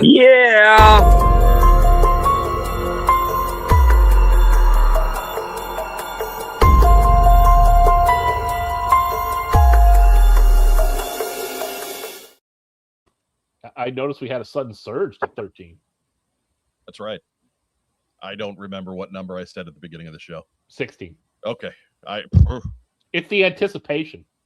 So for a couple of weeks, we were trying to get Greg Augustin, the author of Command Files Volume 3, on the show to plug his own book. But Tuesday nights were no good for him. And unfortunately, I was in a run on this side of things where I didn't really have another night to do a special edition. So we just kind of, we'll get Greg back on at a later time. Maybe when the book comes out or when the book gets closer to finish, we'll get Greg in and chat about it and have him guest host to hang out with us again. But I tell you what, Josh Eggebein was thrilled to be a part of Stump Rack Time Rob as the man who wrote all of the Stump Rack Time Rob questions. Today's theme is movie magic. Oh boy. And mind you, he sent this stuff in like 2 months ago. He had no idea we'd be talking G.I. Joe movies today anyway. So I feel like it is the universe coming together to make this all work. And he also, needed to make sure he came on and threw Roger Taft under the bus for designing these slides. So no, technically he only designed that top part with all this is everything you wanted to know about G.I. Joe. You mean this one is all you, right? That one is all me. I thought it was pretty brilliant when I made it. But even the lowercase j, I even forgot to capitalize my own name, but right. Maybe that was on purpose. Because maybe I'm trolling you guys like you. We're giving you fonder for laughs. But yes, you have to give all the slide credit to me. The other design credit goes to the other guys. You got a file card from the Weber era in there. There aren't that many of those. Those are kind of rare. Did you write that? Did you ever write No. a file card? Very rarely, because they actually had a writing department. I got to write a couple for the Collectors Club. They let me write Interrogator, which I was super happy about. And then Cool. they let me write. I was scheduled to write the Ghost Rider file card, and had pitched them the idea of, instead of coming up with a dumb name for him that wasn't his name, because you can't do Ghost Rider, right? I Right. said just do Ghost Rider and actually redact it on the card, like put the black line through it. They loved that idea. That was on my to-do list the morning I got let go from Hasbro. Nice. So I reached out to Brian Savage and said, I'd still love to do it. Can I send it from my home address? And he said, sure thing. So I got to write 2, which I was pretty happy about. But Interrogator's my guy. So I was pretty happy about that. Cool. But they weren't doing file cards, right? They had abandoned these little thumbprint ones like the Terra Viper. And that was a big push. One of the things I got through getting back on the brand was we have to do file cards. And they said, you can't put them on the box. And I said, that's a shame, but it doesn't change the truth that we need to do file cards again. So Right. So get them in there. You know, and that's the thing with the Command Files 3 is, you know, the book is based on file cards, both the G.I. Joe and the Cobra one.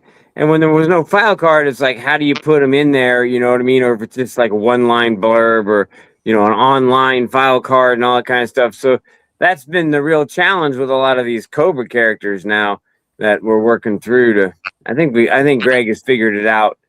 But it's taken a while. It's not an easy thing to do. You know, all the G.I. Joes are individual characters, but the Cobra characters, you know, yeah, maybe they appeared in the side panel of one comic issue. You know, Some of them, it's not even that clear.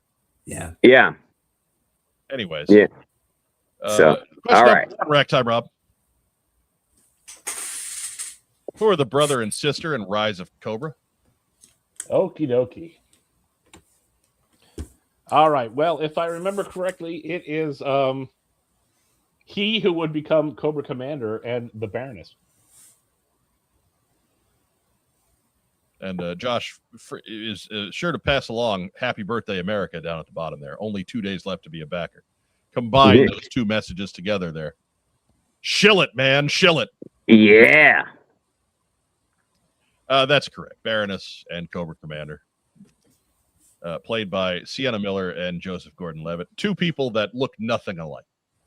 But that's okay. It's the movies that works out that way sometimes. Miller's Baroness. Miller's Baroness wasn't bad. I didn't think so. No.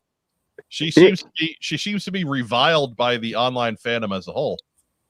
But I maintain that Rise of Cobra and Retaliation are generally liked by people because you still see them on cable all the time. Channels schedule them to be shown because people watch them. FX had Retaliation on today. And I think overall there's enough famous people in them that at the time when they made the movie, I mean, Sienna Miller was kind of known, but she's certainly bigger now. Joseph Gordon-Levitt's bigger now. Channing Tatum's bigger now. So you get these actors that are much bigger. I don't know if Sienna Miller or Joseph Gordon-Levitt are bigger now. I mean, Then in maybe 2008, I think they're more well known. Levitt, I think, but maybe they're heavier now. Maybe they're bigger now. All right, I yes. don't know that either. So Marlon Wayans about the same. About the same. Yeah, about the same. Yeah, about the same. Dennis Quaid, about the same. yeah, Less sober. Oh, Yeah. yeah. Maybe not for all the right reasons. Anyways, Ragtime Rob on the board with number 1. Good job, Rob. Question number 2. What 3 actors have played Storm Shadow in live action movies? Oh, God, I don't remember their names. Bonus question, animated G.I. Joe the movie.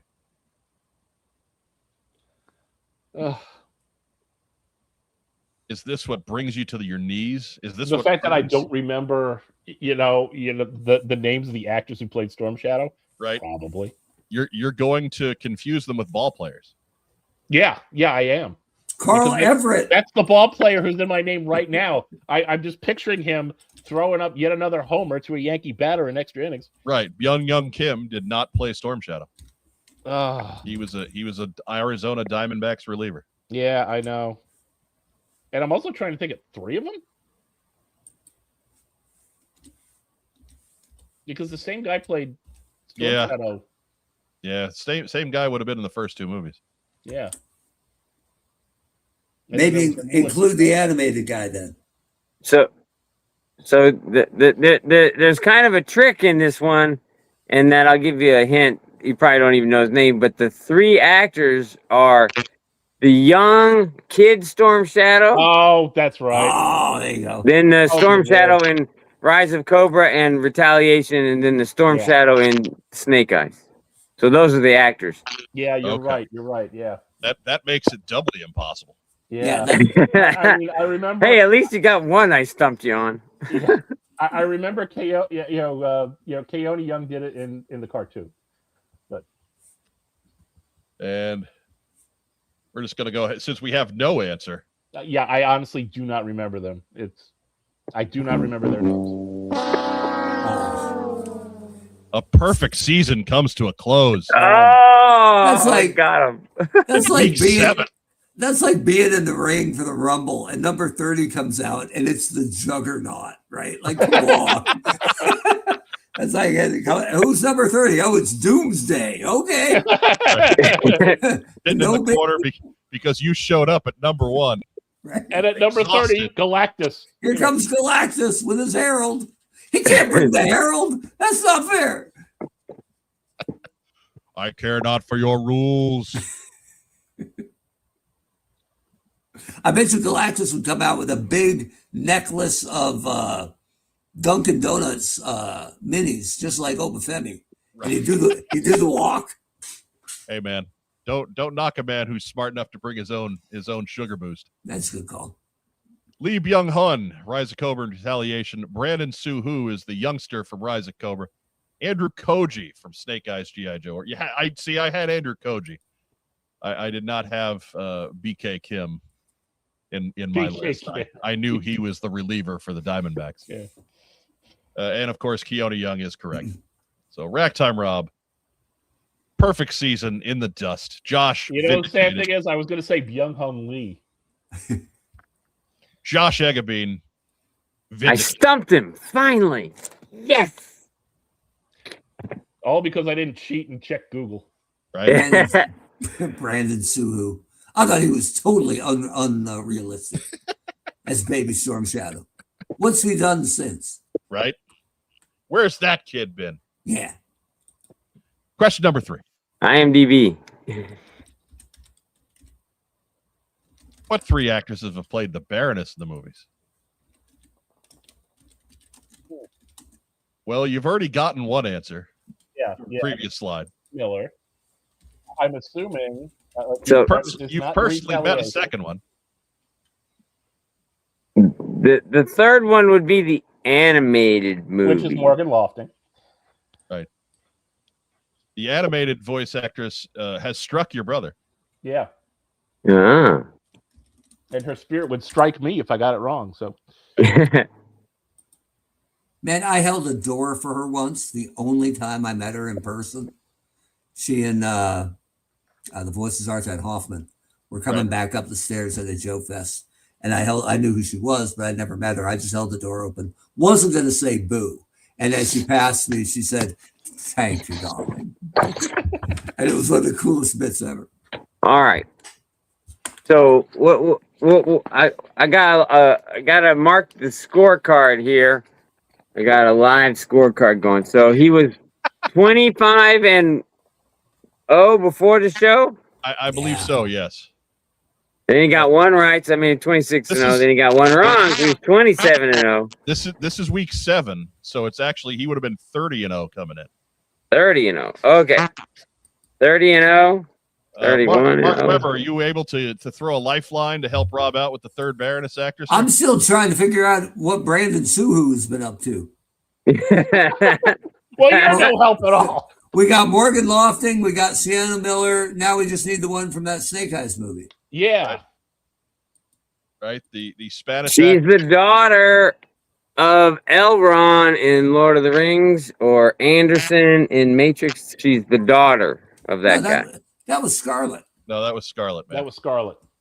You Isn't wrote that- That's Samara Weaving. Oh, right, that's Scarlet. Samara Weaving. Yeah, you Yeah. wrote the questions, man. Come on.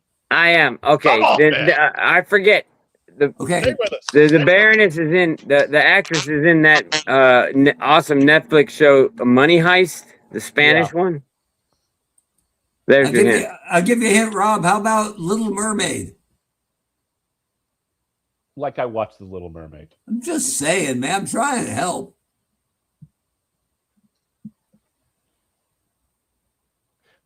People, I have to say, people from the studio audience are throwing it out there. It's in this chat. Rob, I look in know. the chat. I know somebody Right, put right, Ursula right. Corbero in the chat. Right. Ursula, There you come on, go. man. I think we got to throw that out because Yeah. live chat is ruining things. Well, Go for the live chat, Wait. please.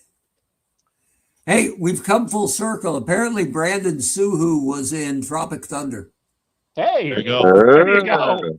I didn't know that. We're throwing up an L. Yeah. All right, so that makes him 31 and 2. Right? We're marking that one as a loss. Yeah, Ragtime Rob, if you want to double click on the comments thing on the right side of your screen, Yeah. it'll close them. Yeah, I'll just jump over to the private chat. Sienna Miller, Ursula Corbero, Morgan Lofting. Hey, Rob, Brandon Suhu was the voice of Beast Boy in Teen Titans: The Judas Contract Really? and Justice League versus Teen Titans. Yeah, Okay. Yep. I've seen both of them. there you All go. right, good for Brandon Suhu. More of a career than I expected. Good on him. All right. Because I'm he was- stumping Rob with movie questions. It's good. Right? Josh is here. He's here live, and he's back with a vengeance. Right. Yeah. Question number 4. After a Well, quick there's one this. with a bad slide. Okay, so this is what I was talking about. That top part there, right up at the top, that's actually a logo created by Roger Taft. So that's not my fault. Oh, But wow. we've used it on our marketing a lot, but everything else is mine. That was actually in like 2020, that was one of the very first things that Roger created when we were trying to figure out how to make after action report and promo and everything like that. And it was just like, I think we used it in the very first Kickstarter. So that'd have been like 2020. So I know you guys were helping us out back then, but that was how do you pitch a unique book? Okay, well, there you go.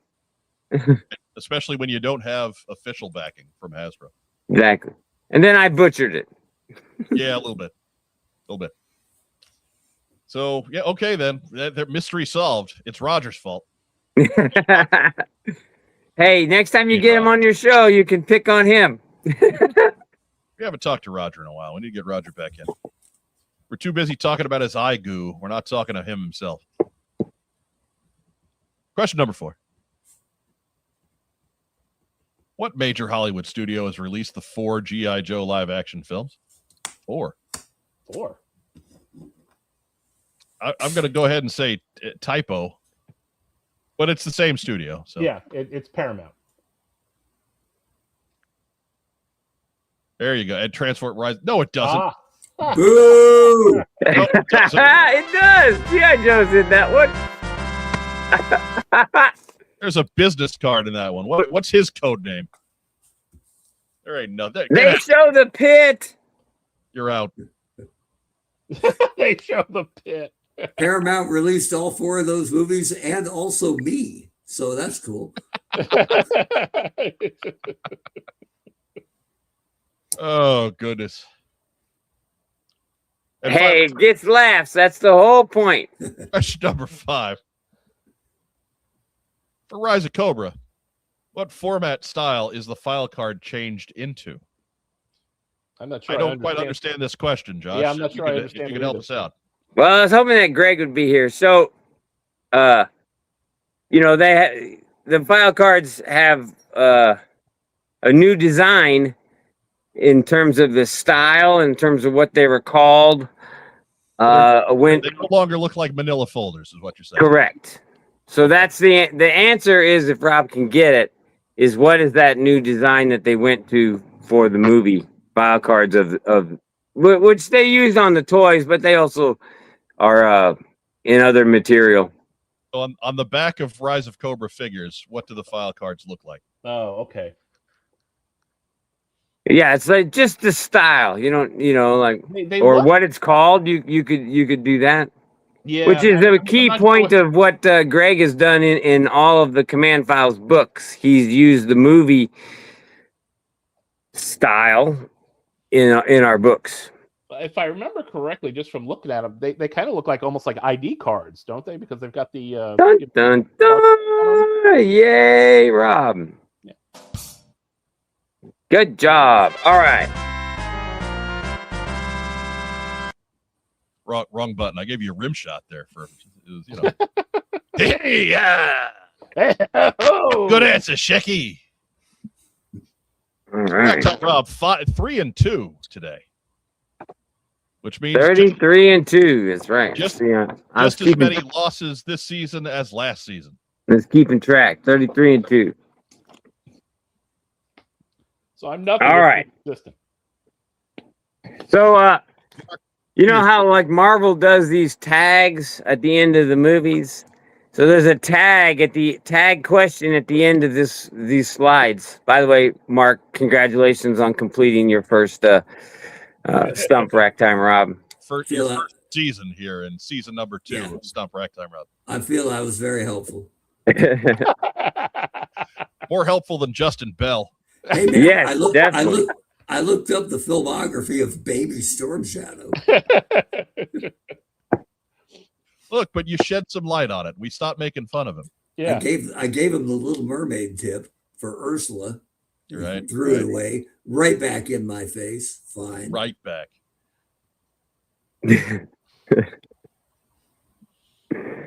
All right, let's go to the tag. Horowitz wins. Horowitz wins. The losing streak is over. Wrestling fans everywhere. I would stop complaining, but complaining just got me a free mask number 1. So, Josh, Diana Davis reports that Cullen has now died. Aw. Yes, that you use fewer fonts. He can help.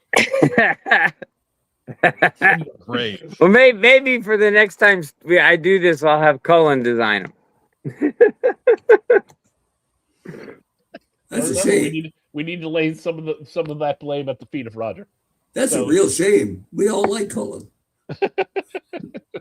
He's a good dude, or was a good dude. Got a question from the Skybound era. That's our bonus question, Josh. Ooh. Yes, because you remember I forgot to. Rob got a pass on number 323 because I forgot to put it in there way back when in November. He got a free one, so now he's got to answer one. All right, like credit's already given on this one though. So Yeah. anyways, what does Cobra Commander do at a rally? Remember, there's issue numbers. Issue number 323.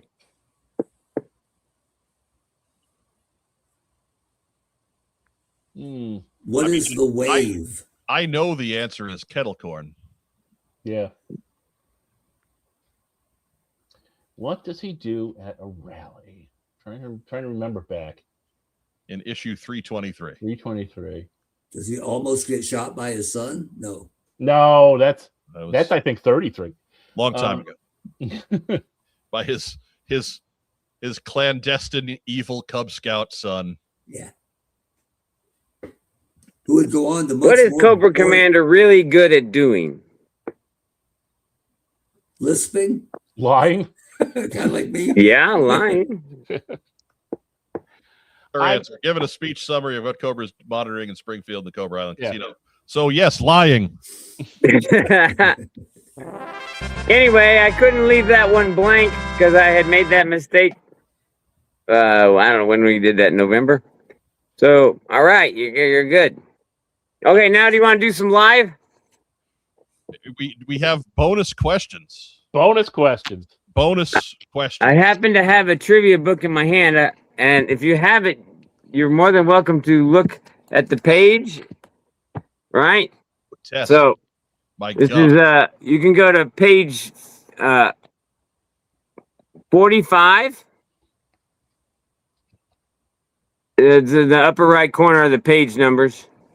And it's question number 40. Number 140A. I'll read it for the audience, but Rob, you can read it yourself. What real, in parentheses, country is the Transformers arc located in? Well, I mean, it's in the Pacific Northwest of the U.S., right? So remember, this is 140. And it ties into Generation 2. Okay.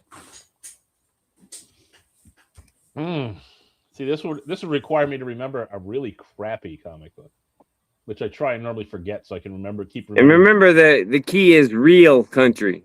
Real. Yeah. And the crappy comic book is called Crisis on Infinite Earths. Oh no, that would be.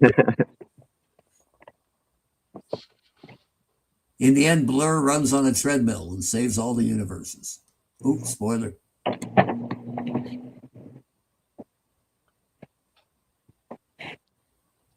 Mark carries comic grudges almost as well as he carries sports grudges. I know.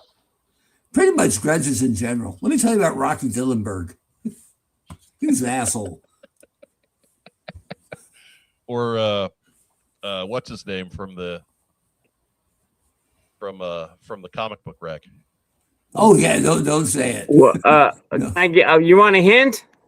No, he's gonna kill me someday. Yeah, I'll take it. Let's not go there. They just lost in the round of 16 in the World Cup. Oh.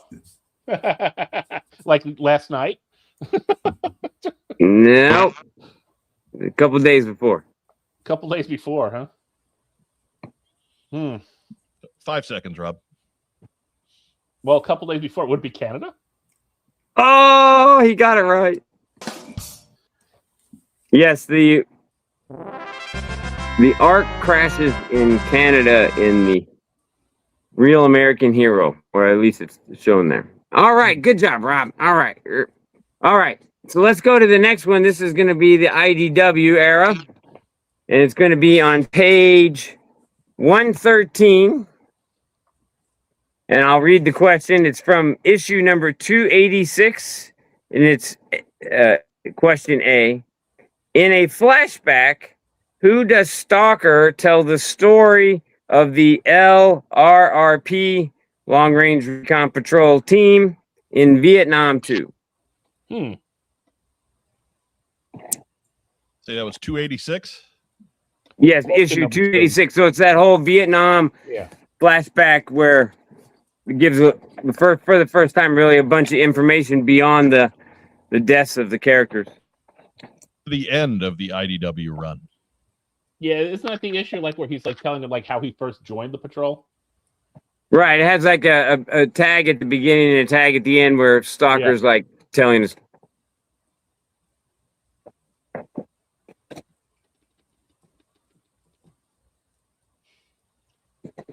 Oh man. Yeah, I remember the story of the issue. I can't remember.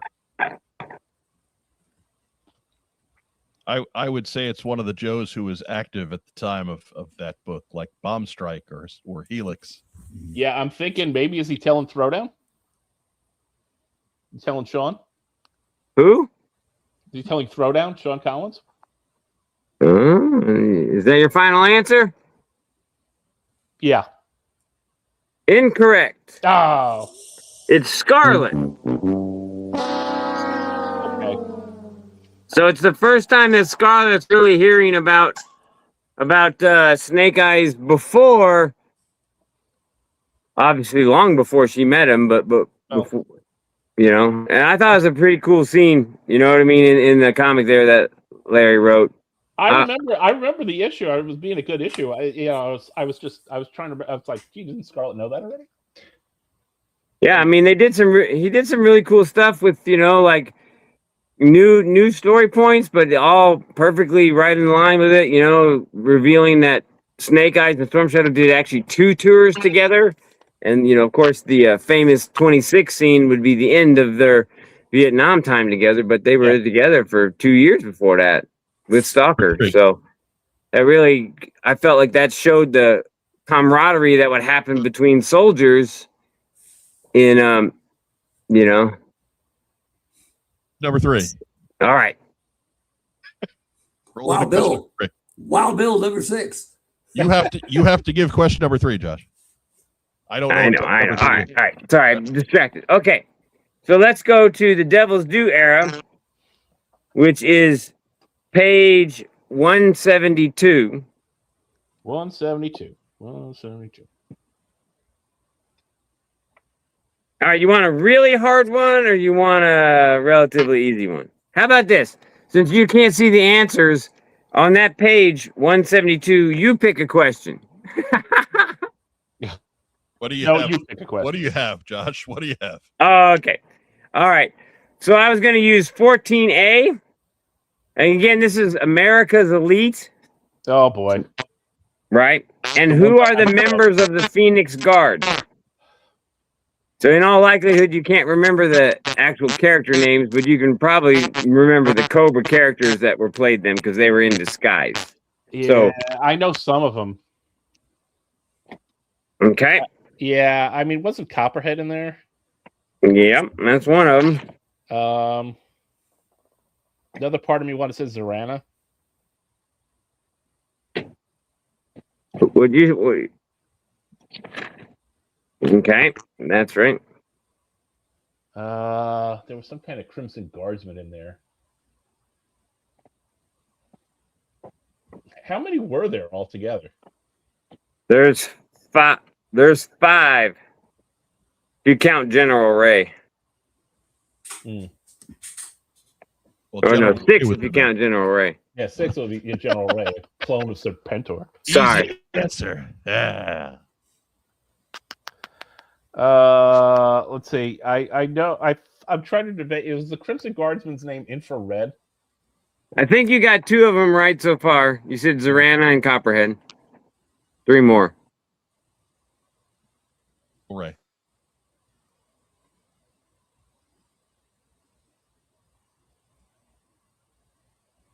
Kind of looking at the figures here and just going, They're all well-known characters.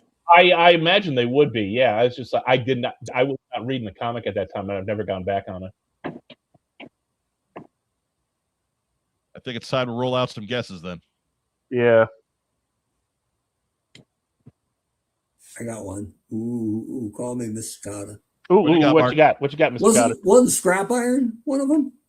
Bing, bing, bing, bing. Correct. Way to go, Mark. All right. Always like scrap iron. Yeah. All right, but that did take a guess out of me because I was going. I'd say the next 2 are top 10 well-known Cobra characters. Interrogator.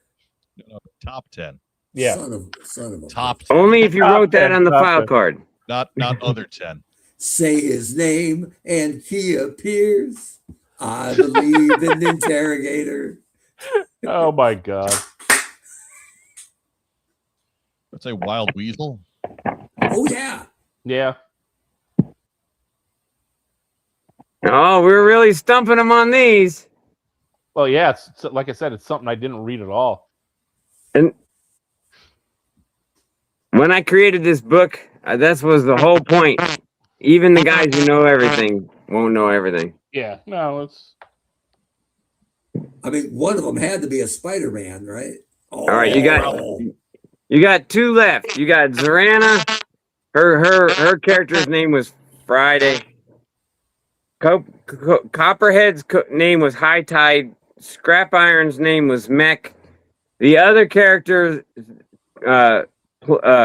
name was Snake Eater, and you can figure out that character.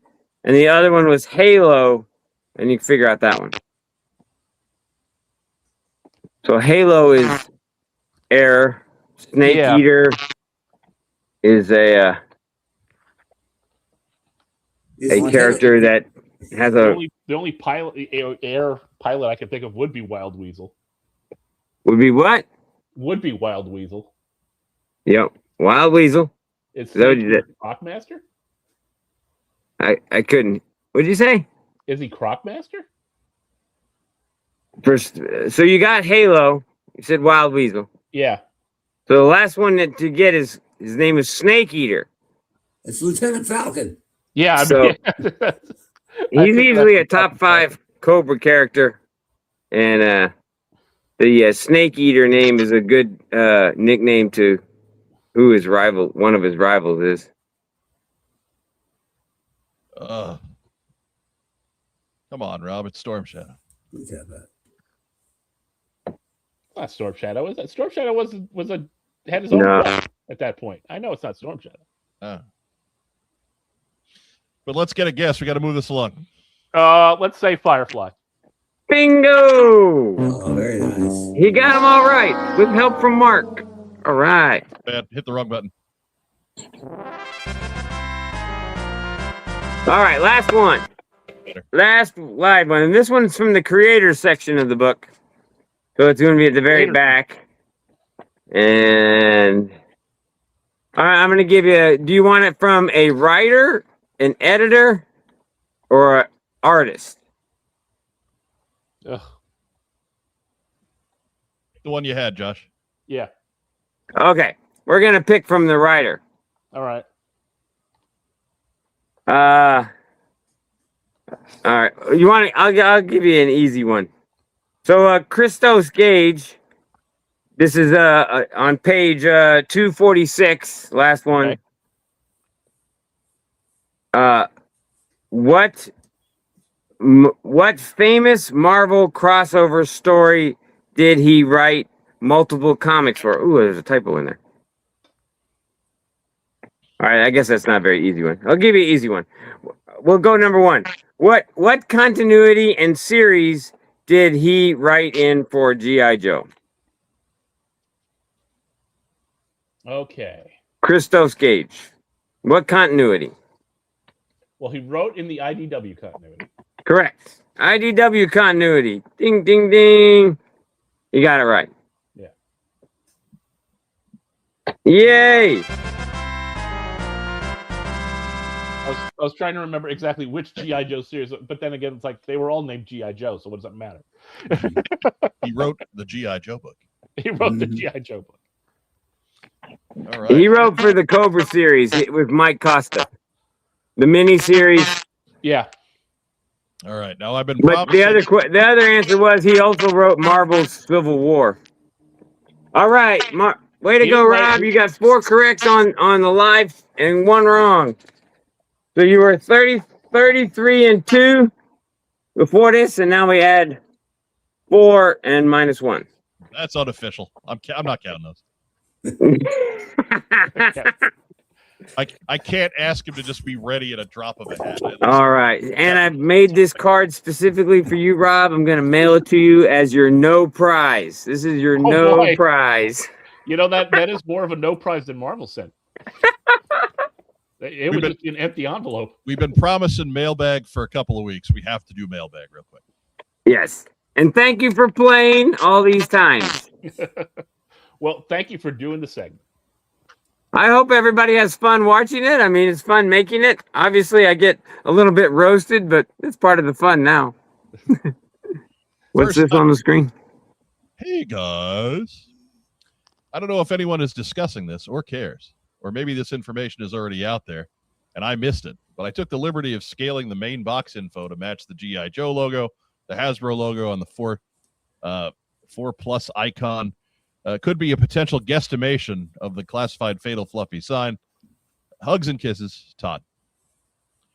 And Todd included a graphic here which shows that Fatal Fluffy checking in at like probably 8 inches tall. And turns out that's about right, because they said afterwards that the Fatal Fluffy is like 7.5 to 8 inches tall. So that seems like it would be about right compared to the 6-inch Shipwreck figure and the almost 6-inch Cadet Deming figure in the box as well. So just wanted to give some recognition to the work that the man did trying to do some sleuthing. I made him wait like a month. Yeah. So I feel terrible, Todd, but thank you. We got you in there. How tall is the Fatal Fluffy figure? I'm going to file that under I don't give a. Not ever coming in this house. But for those that do, Yeah. about 8 inches. You do you. I'm not fighting you for one of these. You can thank me Right. later. Mailbag number 2. Mike, Mark, and Rob.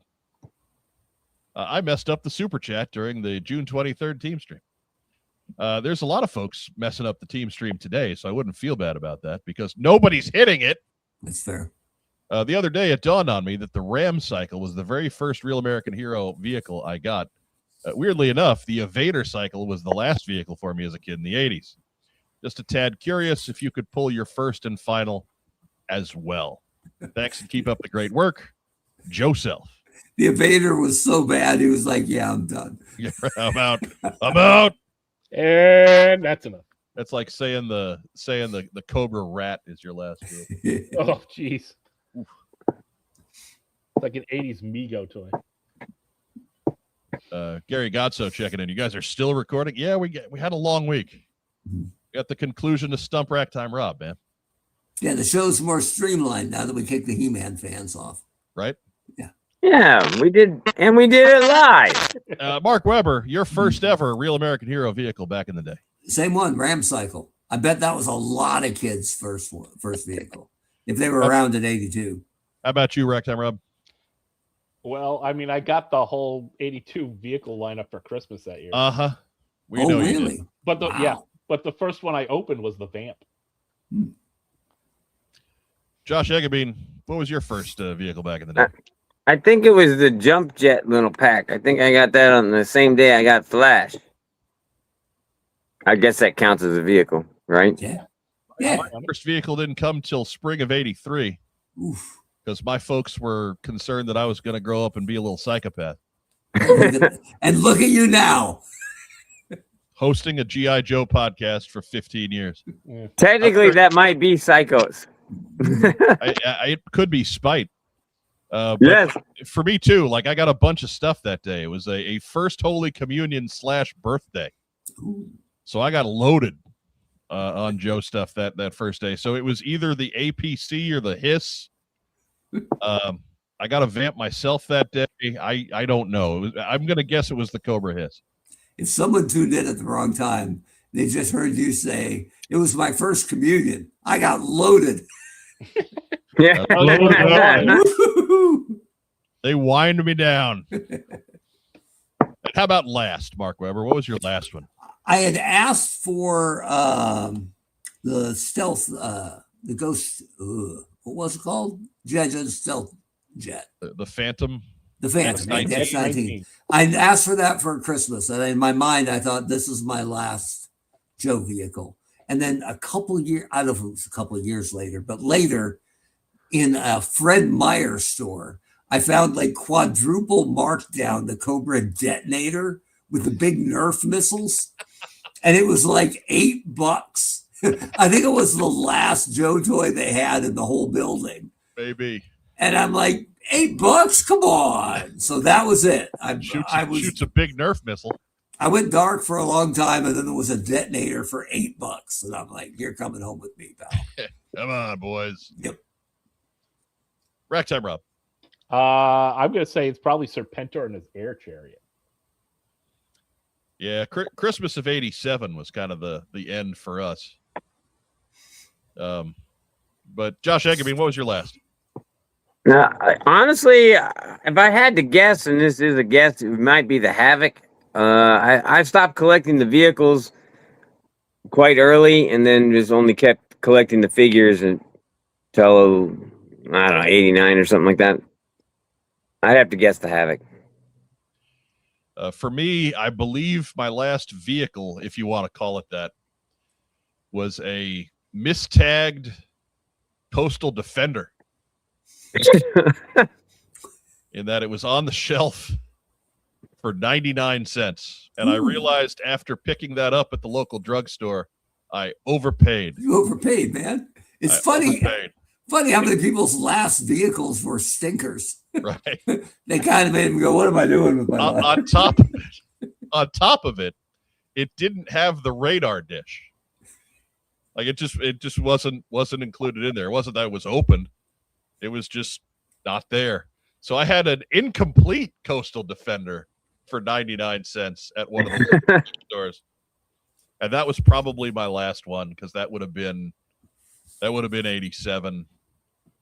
after that Christmas of 80, or maybe I even thought 88. you got that thing when we were still living in New York.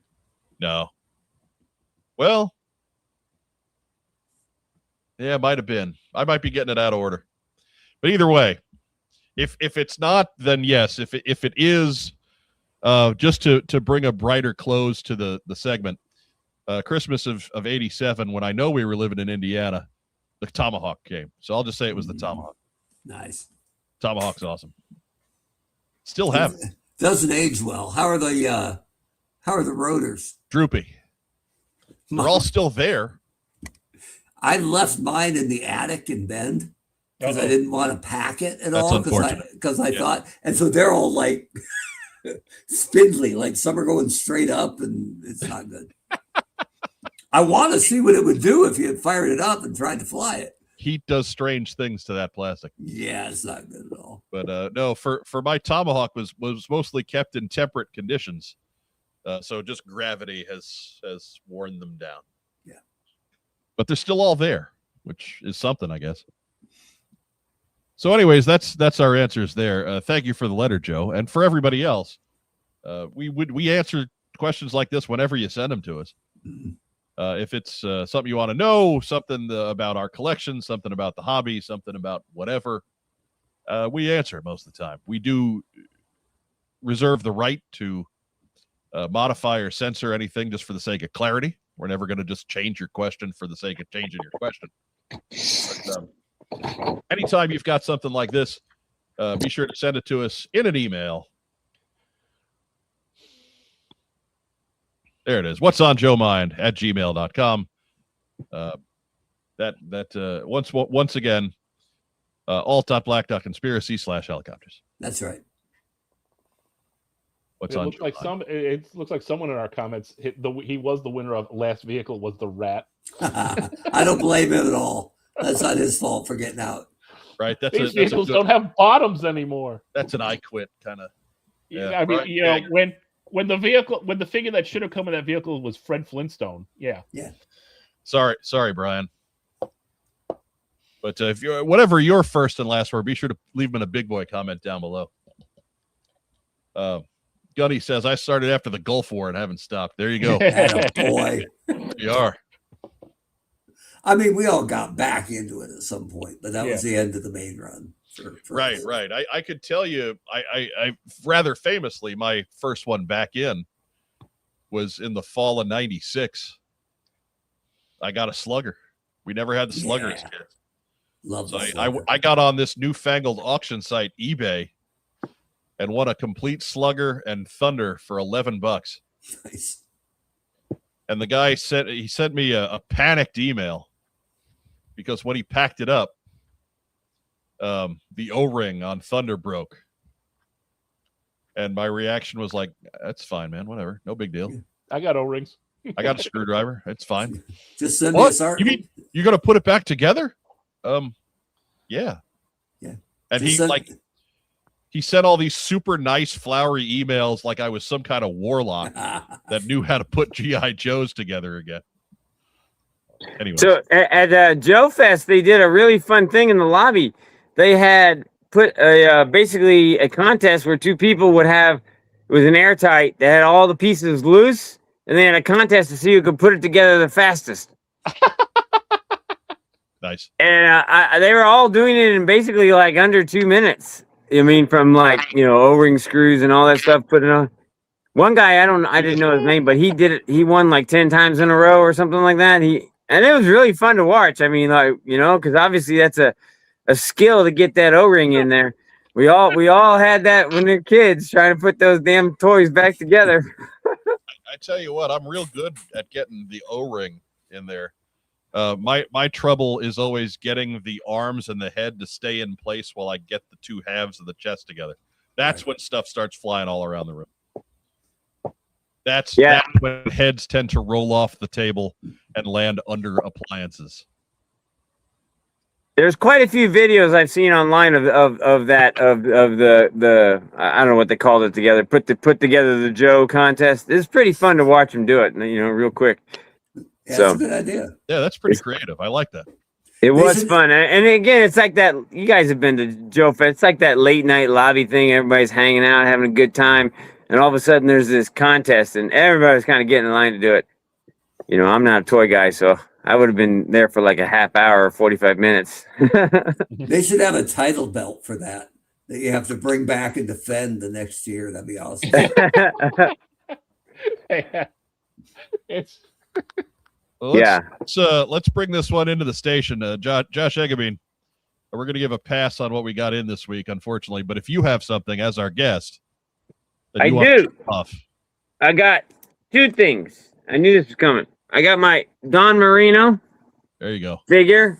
This is I don't John buy very many Moreno. classified figures, but I had to buy her. Of course, being a comic book character first. And then I got my where's the comic?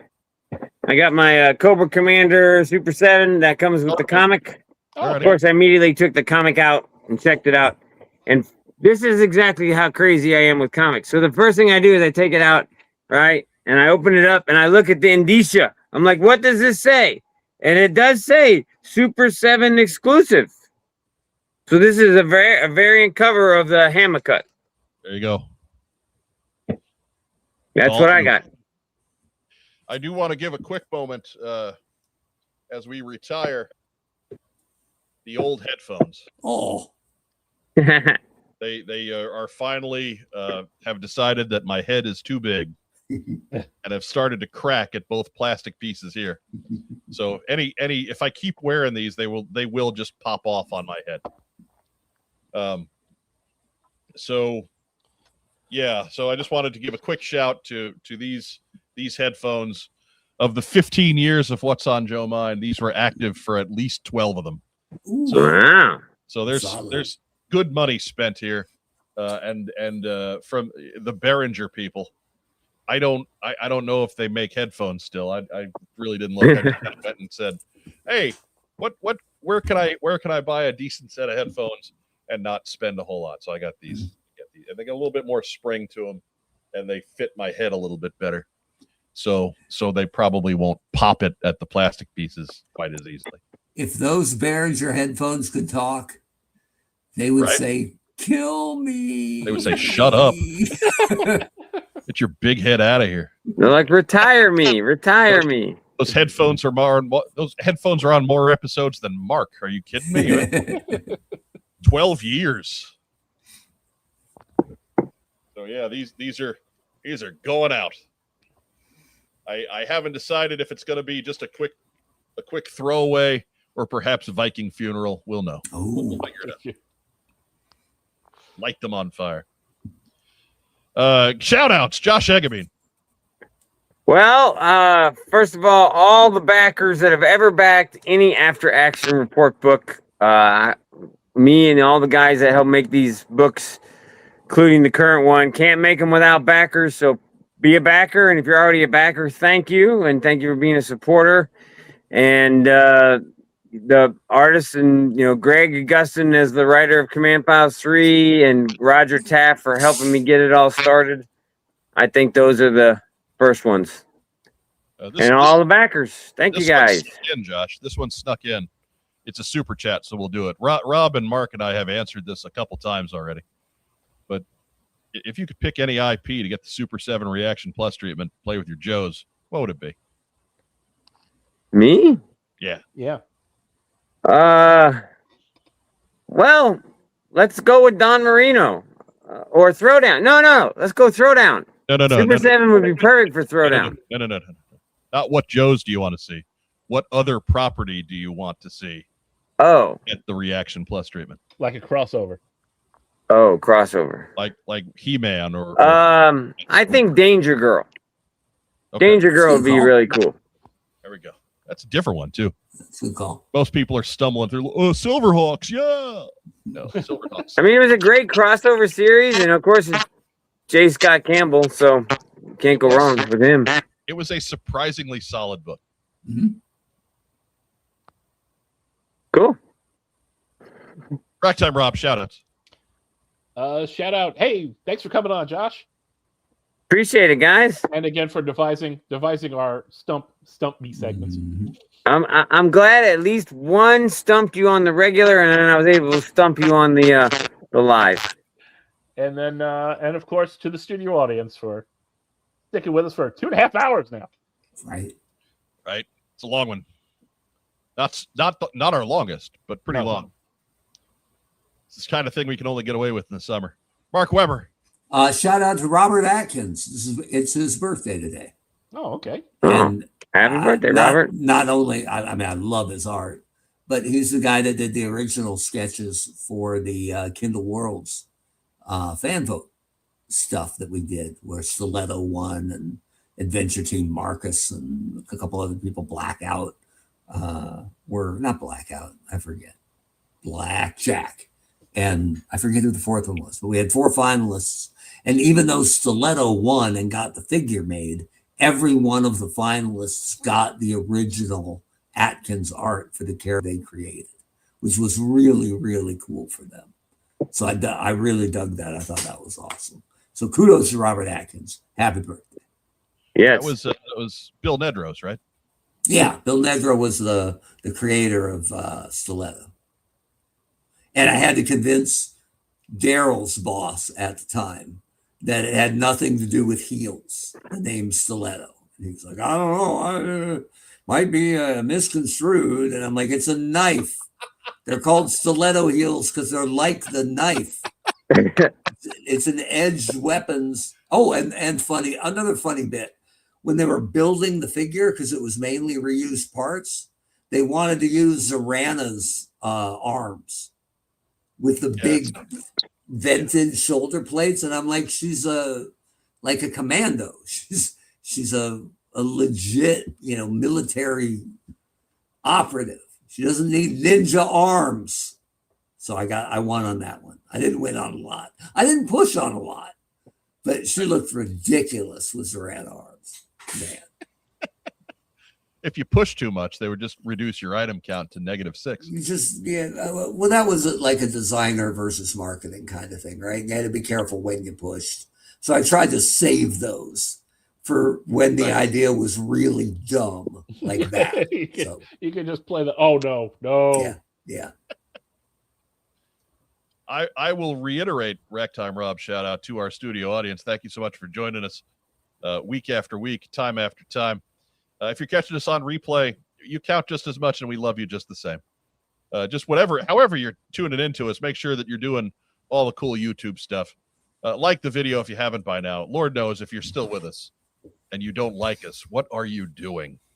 Share us in your various collecting circles, be that Facebook groups or Reddits or what have you, because it means a lot more coming from you than it does from us. It doesn't mean much if I'm spreading our stuff in the, because they know I own the What's on Joe Mind stuff. But it means more when you folks, figurative strangers, do that for us. So that is a way you can help us out. We do also have our coffee page, the link down below. If you've got something that you can subscribe every month, every little bit helps. If you subscribe even as much as $1 every month, it does get your name in our closing credits at the end of the show. Hopefully at the end of the year, we'll have a bit more in the way of plans for what our paying backers will do. We're seeing how plausible that's going to be with what we've got going on. So again, things are in the works. And for our most favorite fan who wanted the opinion of Barrington Christian Academy high school coach and 2-time junior varsity Lava Bear soccer team captain on the U.S. World Cup loss from 2 hours ago. Right. U.S. came out flat against a better team. And the giant boot to get rid of the ball in the 18 is underrated. Do that more often. It's a good thing. That's all. That's it. Give a shout to Jeff Butler. It is also his birthday today. Ooh, happy birthday. And Jeff did some of the legwork for me this week on the finding and sifting out quotes from the Danny McBride podcast thing there. So thanks, Jeff, on that for his help. wonderful friends and sponsors at Kokomo Toys, of course, get the shout out. Real quick, we'll sing the theme song. Kokomo Toys. Indiana. Kokomo Toys, Indiana. That reminded me of that barbershop quartet I was in back in Skokie, Illinois. Back in Skokie. Quick shout to we kind of missed it last week because of everything else going on, but of course, quick shout to our home nation, the U.S. Been a big week with the 250th birthday and everything, and sometimes our track record hasn't been the best lately, but the awesome part of it is that we get to change, and we get to pick those changes for ourselves, and so hopefully we get to do a little bit more of that in the coming months, to where we have better times ahead of us. Speaking of better times, go ahead. You guys are moving to a different date. Is that what I hear? Correct? Well, I was about to put up. We've got some quick programming notes. Next week, no show, as I have some schedule changes going on, and just can't schedule a show. Then on Tuesday, July 21st, will be our San Diego Comic-Con preview with Phil Donnelly. So Phil, I think maybe his first appearance of 2026. What? It's been a while. Oh my God! So that means I've been on more than he has. Yeah, right. big time. A long time. Sure, and then you'll notice the date after that, July 30th. That's a Thursday, ladies and gentlemen. Mm-hmm. So new night. We will be on Thursdays at 9, starting July 30. Yeah, right after Family Ties. Right after Family Thursdays at Ties. 9, following Yellow Belly. Too deep of a pull, Rob. That only amuses you and me. Tell Meredith Baxter Bernie to stop calling. Jeez. Phil says, I want to say I was on in February. Maybe. I think so. you did sneak in there. Yeah. I know we got you in when Mark came back, and that was in 2026. So, at the very least, it's been the first one in several months. So be sure to stop on in 2 weeks and welcome Phil back. Well, and then we'll have a new night. It'll be Thursday nights at 9. You know, Skybound's going to be pulling some crazy ass stuff with their Energon. You know, they'll be pulling something out at San Diego because they gotta do introductions. So, Phil will be there, and I'm sure he'll give us all the scoop. There will be all kinds of stuff, I'm sure, from Hasbro, from Super 7, from Skybound, like you said, and from all of our other, what are licensees that invariably get stuff crammed in there that week. And hopefully Phil will continue to send us photos, because fingers crossed. Mm-hmm. Hopefully we don't piss him off too bad on the 21st. He doesn't want to do that anymore. He just says, screw you, Melon. But regardless, if Phil doesn't send them to us, I will steal them from whoever he sends them to. Mm-hmm. So stay tuned to us for all that stuff. But again, no show next week. Phil Donnelly, the 21st. New night and time on the 30th. That's all we got. That's all we got. Mark's falling asleep. He's not used to being up this late. I can stay up as late as I want. I'm the only one in the house. There you go. That'll show them. You That'll stay- show them all. I got to watch the Raw main event so I can find out what happened, because no one spoiled that. No.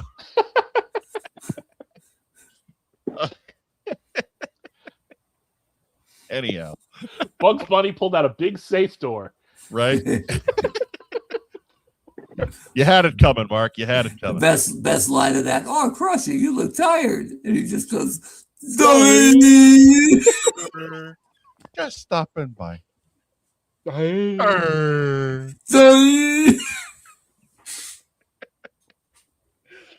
That's all we got for What's on Joe Biden. Be sure to tune in 2 weeks for another new episode. Until then, as our friend Vagon likes to say, stay safe, and if you can't, be careful.